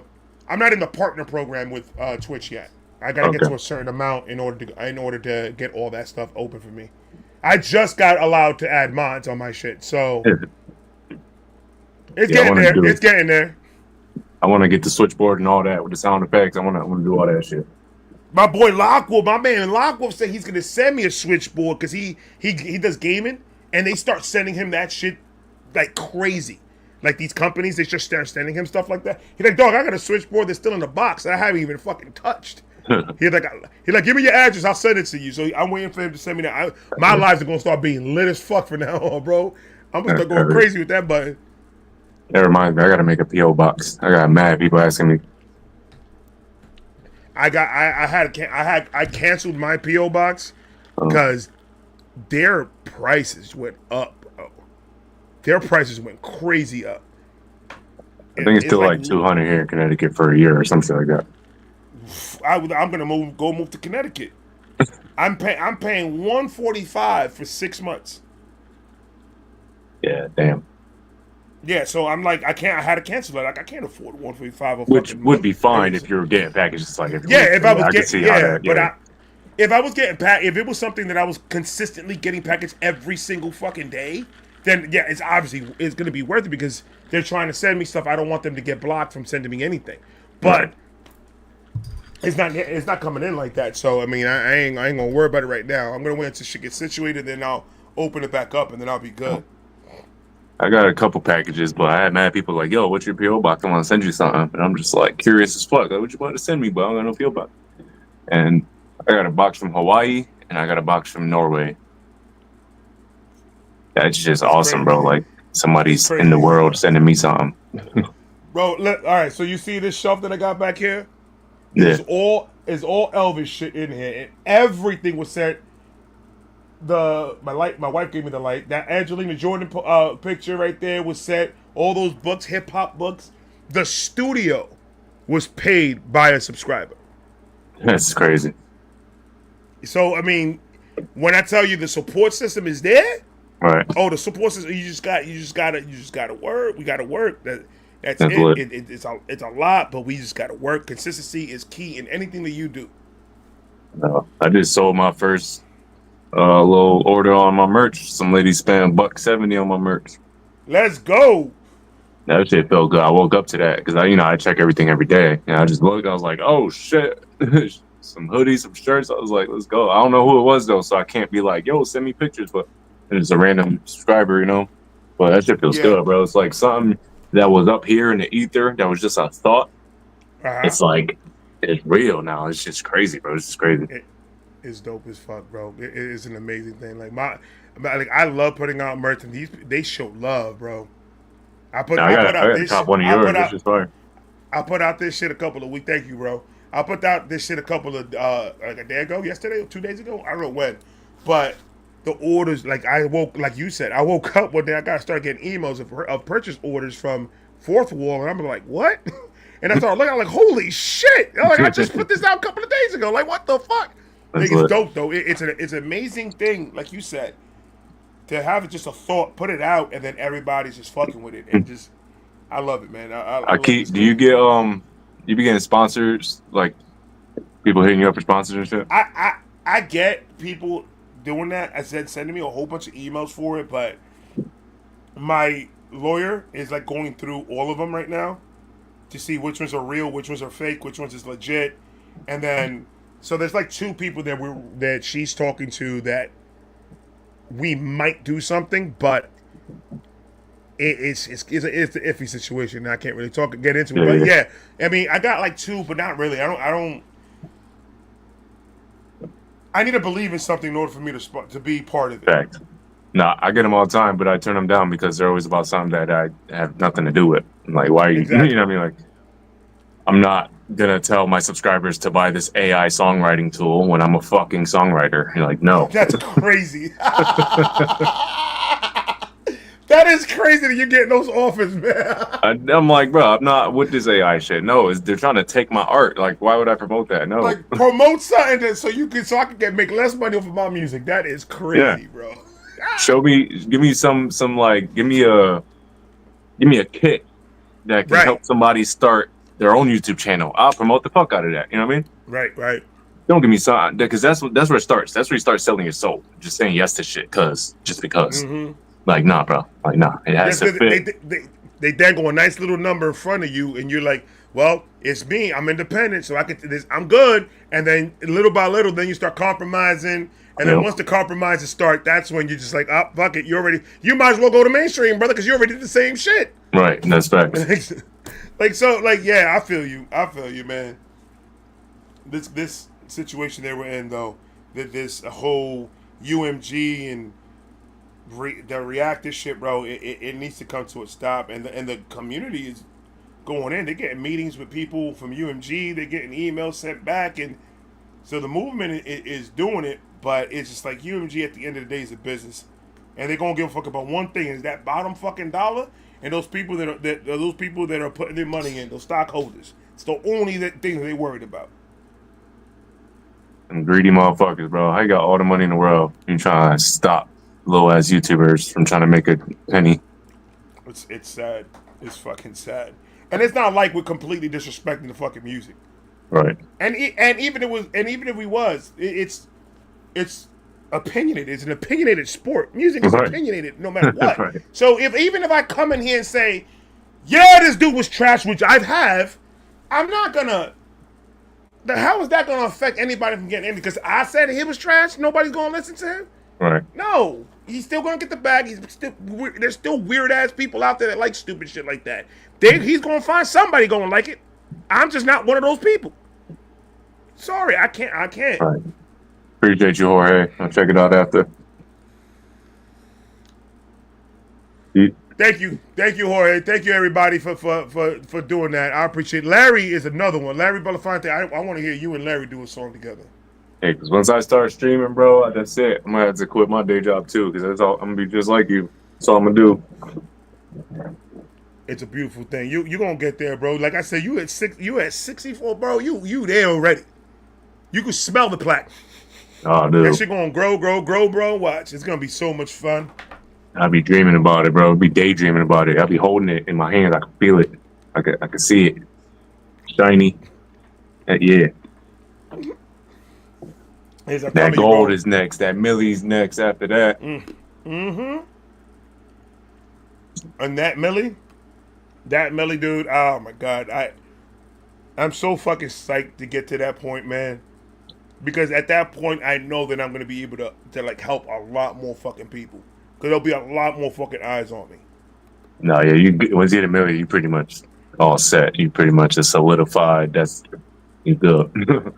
Right. Like the Law Twins, they went like months without dropping a video. But then when they did come back and drop a video, 500,000 views. You know what I mean? Like, they're just there. Right, the 500,000 views. Especially if they're reacting to independent artists. That 500,000 views, they're going to get monetized on that. And it's going to be a nice video for that one reaction. But, like, I did see the Law Twins putting up a lot of reactions when they first started. But that's the one thing that I don't want to happen. I don't want me to hit a mill and then slack. Like I got to keep that same energy. Even if I hit a mill, y'all guys are going to still getting a shitload of videos. Because now I got a mill and now I don't have to worry about money. Oh, now we're going to be lit. I'm going to be smoking every single fucking day. Lit as fuck. Wilding the fuck out, having fun, bro. Because, I mean, I said it. Man, as soon as I hit my 40s, I said it, bro. I was like, I am going to enjoy this next half of my life. I'm not going to, my last 40, I've been through some shit. This next 40, bro, leave me alone, man. I'm on my positive tip. I want to be happy. I just want to smile, have fun, spend time with my family, vibe gang. Just as proof for all your subs watching right now, I'm in my mom's basement. This is where I stay at, because last year I lost my crib. I done been through a lot too. during this journey, never folded, always found a way. Bro, I used to record, bro, in my car and then drive to Starbucks and edit and drop it, bro. Like, people don't know. They don't see. Get that Wi-Fi for free, boy. Yeah, people don't see the shit. They just see the video when it's up, bro. They don't see shit. They don't see nothing behind the scenes, bro. They don't see nothing behind the scenes, and that's what like my era, like back when I was coming up, bro. I love to see that actual hustle, like going to the clubs and pushing your album and pushing your tapes at different people, and and then on the studio, like my boys were going to the studio to a point where I was like, bro, this is sickening. Like this is up to the point where you guys are sick with this. Like you gotta stop. Like y'all going every fucking, but it's that they loved it. They were dope boys. They had money. They could pay for studio time whatever the fuck they wanted. But it was like it never went nowhere. They did the music, they recorded it, but they never put. They just love just doing it and even selling, making a little bit of change. Because there was people that were performing in clubs, little bars and shit in New York that these motherfuckers were getting people to come see them. Right. The neighborhood started knowing who the fuck they was, and they were getting their paper through and selling their albums. So it was a beautiful thing to see, and now it's just like that hunger for a lot of these artists is not there no more. Like that hunger disappeared. Like they don't want the work. They want everything to just be handed to them. Well, they experience that burnout. It happens to everybody. But it happens when you have expectations. Because when you have an expectations, most likely it's not going to happen that way. And then you doubt yourself. And then that's where the downhill spiral starts. So just put it out there. It is for everybody out there, whatever you do in life. Put it out there with zero expectations. Do it just because you love it. And then that burnout won't happen because you're not waiting for something and then it doesn't happen. It's just like you're chilling, you're vibing. You know, it's a different. That's an app, dude. That is like you're right on the money with that one, bro. You're right on the money. That like just giving yourself so much high expectations and knowing there's a 90% chance that you're not going to meet that shit, but you're still going to try it, right? Because why fucking? And then the burnout is real. I had a burnout, and that's what made my decision to fucking do my shit full time. I was working a 9-to-5 fucking job, working fucking 12 hours a day, and then coming to do YouTube for 6 hours for the rest of the night, and I was doing that shit for 2 years straight. Like it was. I finally had to make that decision and say, fuck, I got to do this shit full time. Because if I'm going to do something with this, I have to do it now. It's not going to, I can't. So I just took a leap of faith and I'm here now. But fuck, it's crazy, bro. It's working out for you. Yeah, but you're in that pace already. I see the pace that you're in already. So you're doing what you need to do. It's just, when it gets there, don't let it stop you. Just keep pushing even harder. Because it's one thing getting to the top. It's another thing keeping that motherfucker. It ain't hard to continue to grow. Once you hit to a certain number, you're like, yeah, I made it. Don't just stop. Don't think that, like, all right, I'm good now. Now I can relax. Dude, you got to keep hitting that shit stronger and stronger, brother. My shit is about leaving wealth for my family. Leaving wealth for my kids, for my kids' kids, for my kids' kids, like that. That cycle of living in poverty and not being able, that shit stops with me, and and that's it. And then my kids are able to actually enjoy the good parts of life and not having to struggle and think about, oh, what am I going to do about the electric bill, or be in the gas station making life decisions, not knowing what to put fucking gas or buy a pack of cigarettes. Like, I don't want my kids to feel in it, even though I don't know what's gonna what's gonna happen. Can't tell the future, and I don't know if they're gonna be able to. But as a parent, it's my job to make sure that I'm gonna give them a chance at this, with the most ease that I could give them. Now, it's all about. People make their own decisions and make their own mistakes, and they have to deal with the consequences. But it's a scary situation having kids that are getting older and seeing them come into this world that we're living in right now. It's scary. Yep. Like, my daughter's about to be 12, and she has this friend. Her best friend's rich, pretty much. So I drop her off sleepovers to this big ass mansion, and then for my daughter, I can imagine what it's like for her to be there all weekend and then come back home to this. Like, nah, bro, she deserves that mansion. You know what I mean? I gotta get her that. I gotta do it. I gotta be the one, and I'm not gonna get rich or die trying. Like, for real. Like, for real. Like, I mean, do we really have another choice? No. No. I'm And it's like, not, and like I said, to me, it's not, yes, the money is important because it gives you the opportunity to actually go full fledged to whatever plan is that you want. So it gives you that comfortability where you don't have to worry about what normal people usually worry about every single day, which is how the fuck am I gonna pay my bills? My kids need to eat. They need new shoes. They need clothes. They need the schools about to start. They need books, book bags, and all this other stuff. And like now I gotta pay the that type of stuff. Like it's scary.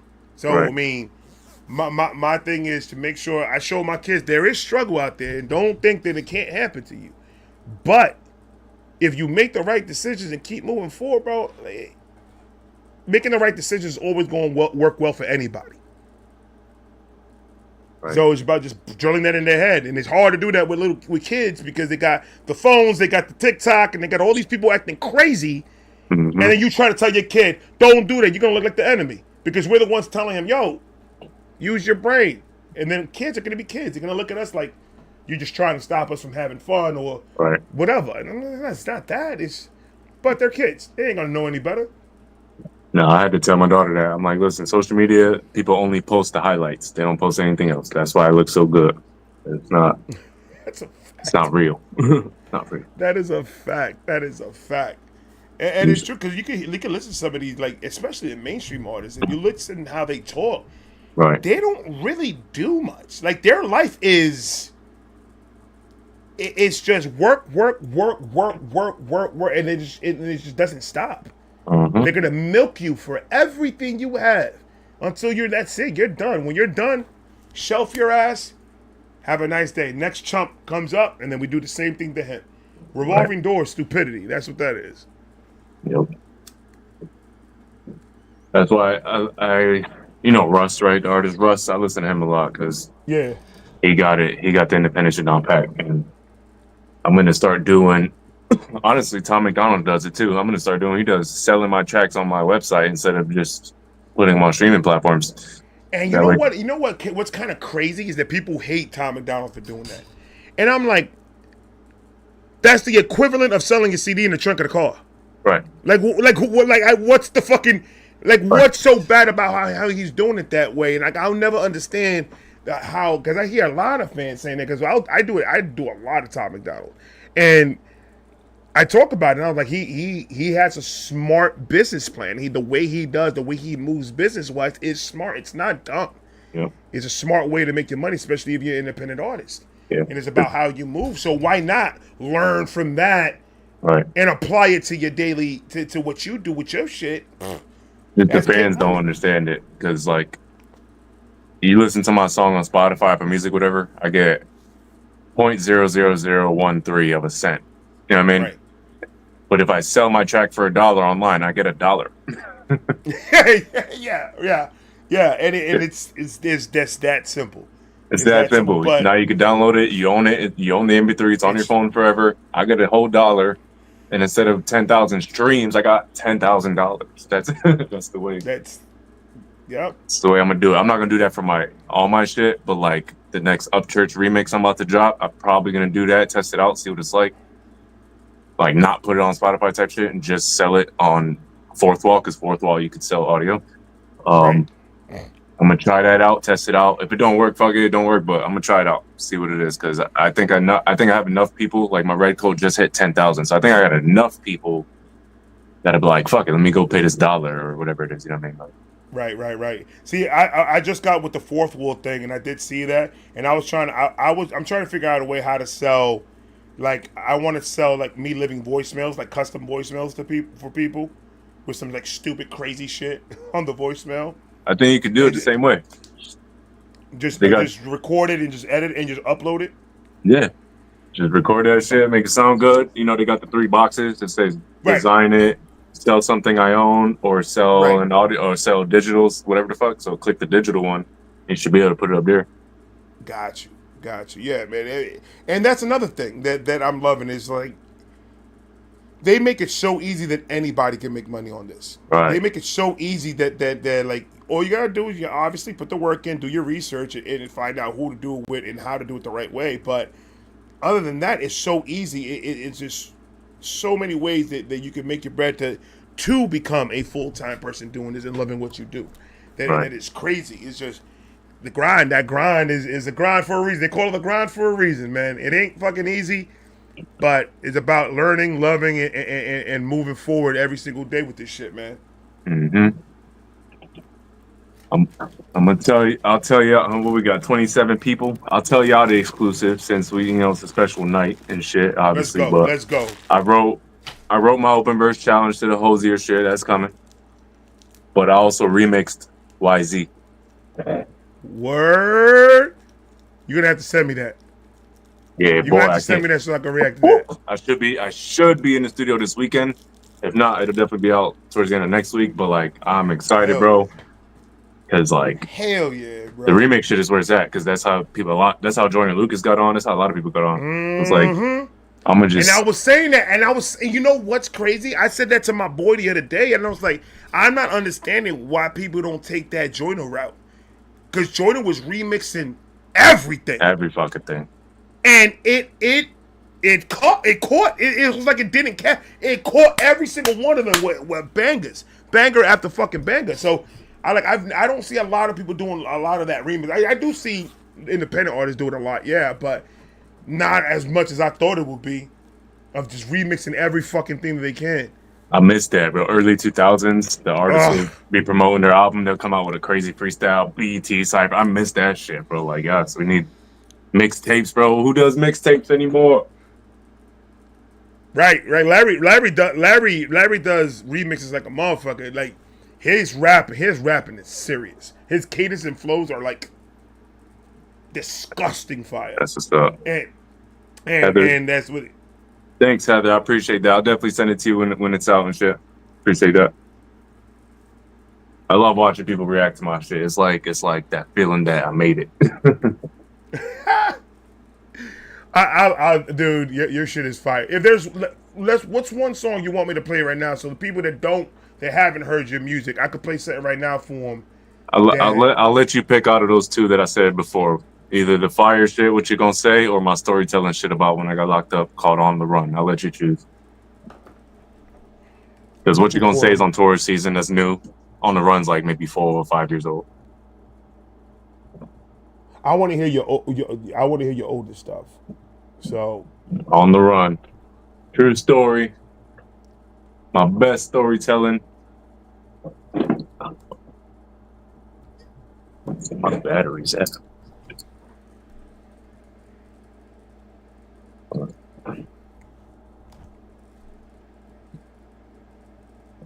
What in the fuck is going on with my computer now? Don't do this to me. I've been fine. Don't be okay. We good. All right, got it.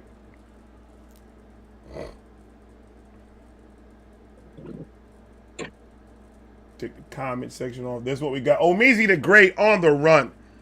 Are you guys ready? I want to see fire in the chat. Oh, I'm ready.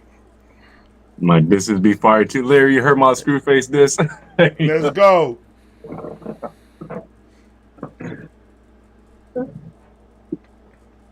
right, let me make sure the audio is good. That's good. That's good. I can't hear it, bro. I'm not playing it yet. Oh, I'm just trying to make sure the audio for this is gonna be fine.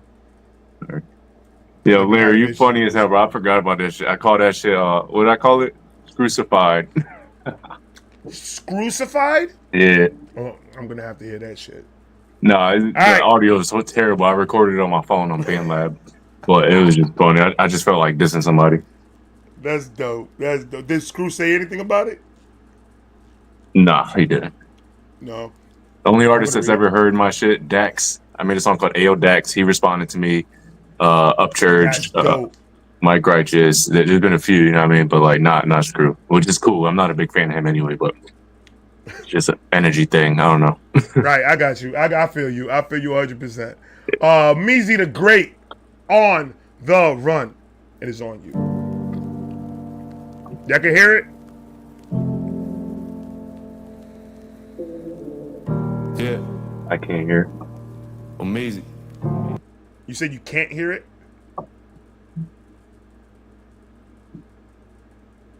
I can't. Maybe the chat can, but I can't. Oh, well, you should be able to. That's weird that you can't. Hold on. No? Okay. I was going to show you my daughter, but she's being shy. Bonnet on. Everybody's probably at home in their bonnets. Come on. Come here, beautiful. Hey.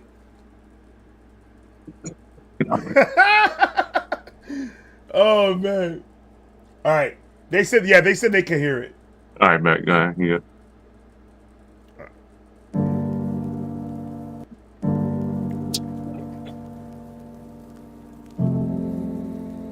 We're from the Yeah. Family Guys playing. Omeezy. Hey, guys, that's Love you.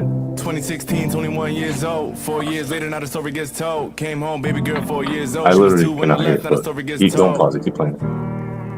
Yeah. Now the story gets cold.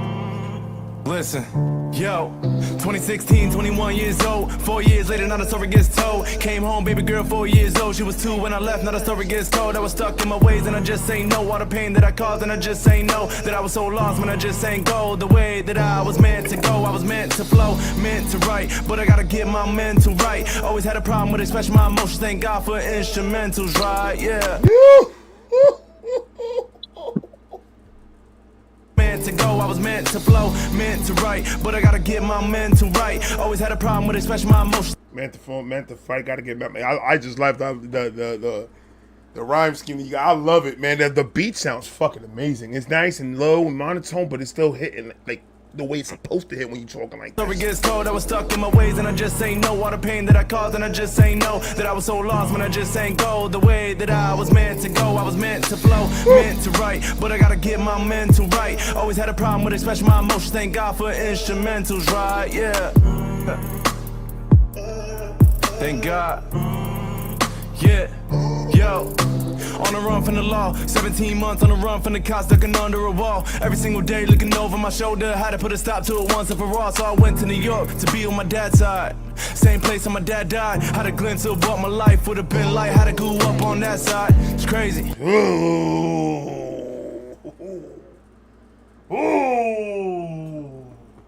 I like that. I like that, dude. I'm telling you, that's what I'm saying, man. Your fucking storytelling abilities is fucking amazing, bro. I love that. Let's go. It's easier when it's real, you know? God, bro. I felt that so much. I had to go back to New York. That whole thing was fine. I'm rewinding that back. If they want to hate, get mad. I'm rewinding. Looking over my shoulder, had to put a stop to it once and for all. So I went to New York to be on my dad's side. Same place where my dad died. Had a glimpse of what my life would have been like. Had to go up on that side. It's crazy. I was getting fucked up every single day, so wavy. How long could I go like this? I was 95 miles away from my baby. Damn. So I hopped on a bus and I went back home. Used every single dollar I had to my name and I couldn't even pay my phone. So I'm back in my mom's crib, knowing damn well how my mom is. Me and her didn't get along at the time because of all the stupid shit that I did as a kid. Bro, wow. Golly. You could hear it too. You could hear it in your voice too. You could hear it all. Like, that's what I tell people, man. You could just tell, just by the deflection of the person's tone, you could tell what's real and what's not, bro. That is, I felt all of that. Damn.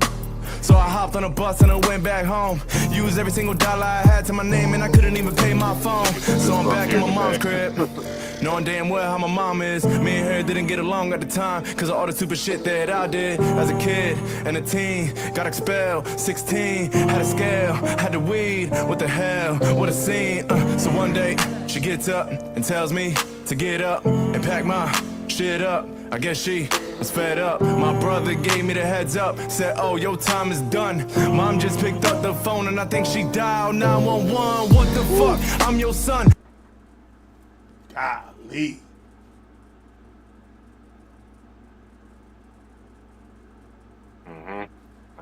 Oh, that's the part. Wow. That's the part. That shit gives me goosebumps even. Listen, I lived it. I fucking lived it. It still gives me goosebumps. God, bro. I'm sorry, bro. I'm sorry that you had to deal with that, man. I'm sorry, man. Nah, it's Fuck. okay. It's okay. Keep listening. That's crazy. Mom just picked up the phone and I think she dialed 911. What the fuck? I'm your Wrap it up son. nice, How you gonna man. dial 911? Cops said freeze, my mind said run. Next thing I know, got 5-6 guns in my face. They slammed me on my face. Said if you fucking move, I'ma be forced to use this mace. So I chill and let them cuff me. He said he was about to let the dog loose on me. I'm so lucky now I'm at the station, pacing. My mind is racing. I'm facing time in the cages. I'm fighting multiple cases. Damn, showing up to the judge. Looks like he was holding a grudge. I asked for forgiveness, but the look on his face, he wasn't gonna budge. Nah, 2 years. That motherfucker really gave me 2 years. A year and a half of good time. No more birthday, Christmas, New Year's. Do you know? God damn, bro. Fuck that judge. Fuck. I'm loving it. This right here is like, this is who the fuck I am, whether you like it or fucking not. This is what I've been through. And God, man, I'm telling you, bro, you're a strong dude, man. You've been through some shit. You are a strong fucking dude, bro. Appreciate that, man. Appreciate Because not a lot of people will be able to deal with a fraction of that. that. The music, honestly, really. If I ain't had the music. Yeah.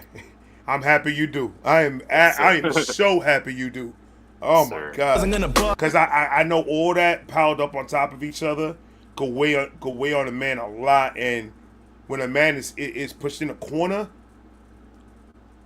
he's like a rabid dog. Mm-hmm.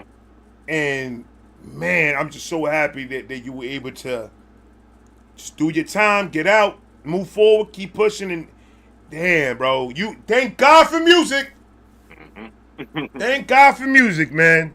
Holy shit. So I went up to the judge. Looks like he was holding a grudge. I asked for forgiveness, but the look on his face, he wasn't gonna budge. Nah, 2 years. That motherfucker really gave me 2 years. A year and a half of good time. No more birthday, Christmas, New Year's. Do you know what it's like?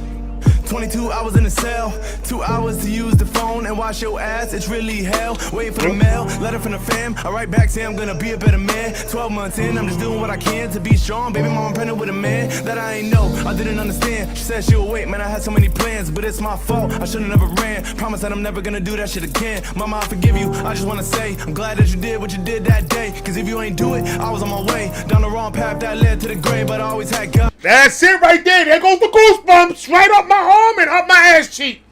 Woo! That's what it is right there. There's the silver lining. There's the boy, when I tell you know how to make a fucking song, you know how to make a motherfucking song, boy. That's what I'm talking about. That's what it is. Thank God it happened because you needed that to happen at that moment. You needed that to happen to you. Had to spend that year and a half in jail. So like that, you could get your shit right and you could see a bigger picture. I'm loving this shit. Nah, this means Did lots that of day, songs cause if right you here. ain't do My bad. No, you go. All right. Dude. I was on my way down the wrong path that led to the grave, but I always had God. He ain't never leave. Everything happens for a reason. Believe. I prayed and I prayed. I plead and I plead to go home. October 16, 2017. Yeah, that's what I asked for when I first prayed. It came true and it's so crazy cause that day was my daughter's birthday. She was 4 years old. Man, I'm telling you, bro. I'm telling you, bro. Let's go. That I like that. I love that. That was like a perfect. That's like a cherry on top of a great fucking story, bro. Like how I wrap that up. A sad, heartfelt, happy. You had every emotion. You hit every emotion that you could hit in a song, bro. Every emotion you can hit in a song. That's fucking amazing. I love it. Crazy cause that day was my daughter's birthday. She was 4 years old. What was that, bro? I was feeling all the emotions when I wrote it. That's why I did it. I was feeling everything you could feel possible. I say it again, man. Thank God for She was 4 years old. Now the story's been told. Omeezy. Simple. Now the story's been told, Omeezy. Salute and out. I love it. story. Every word was true. Every fucking word. Man.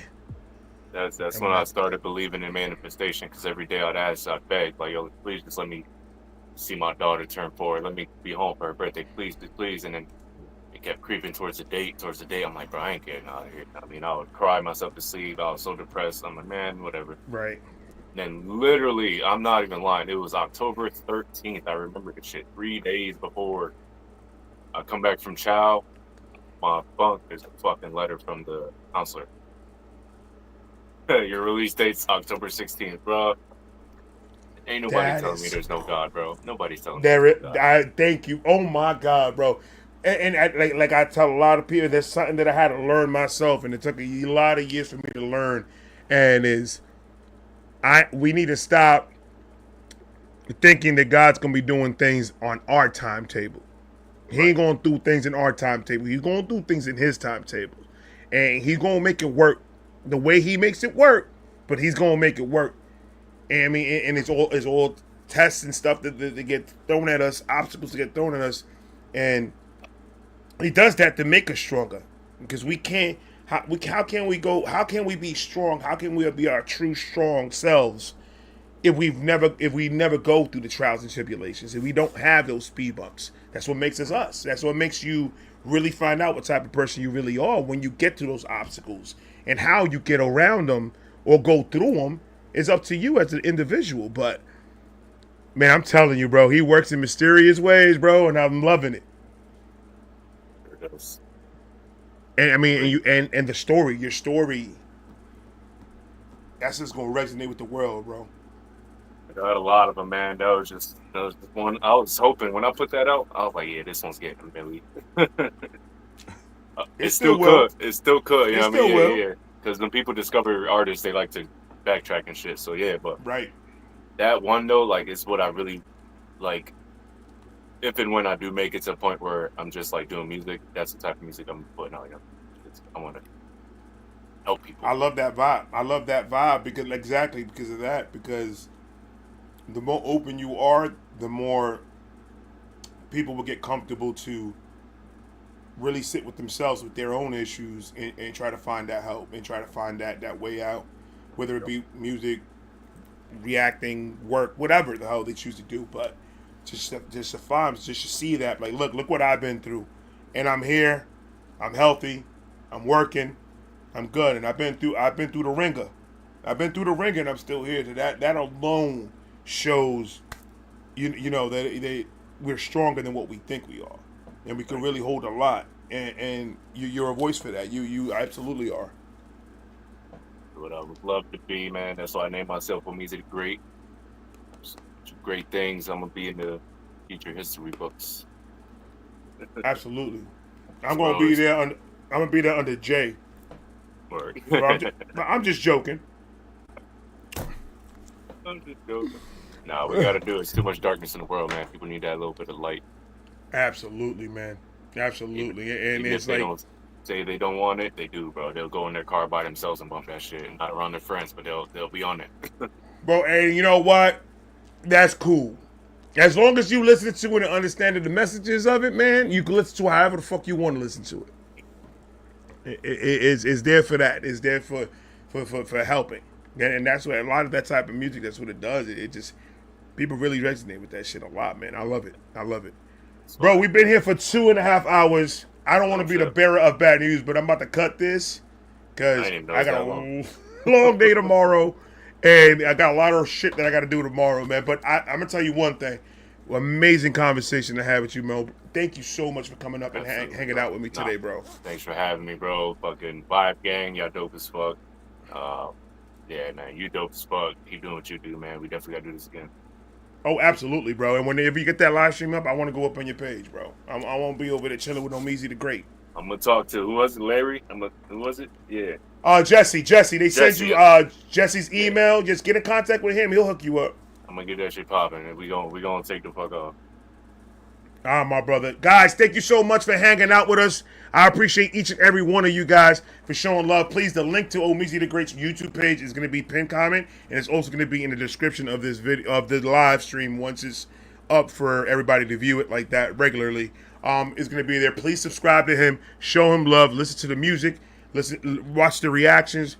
There's a man of many hats. I appreciate you, my brother. Thank you again so much for hanging out with your boy, man. I'm going to talk to you guys later. We are out.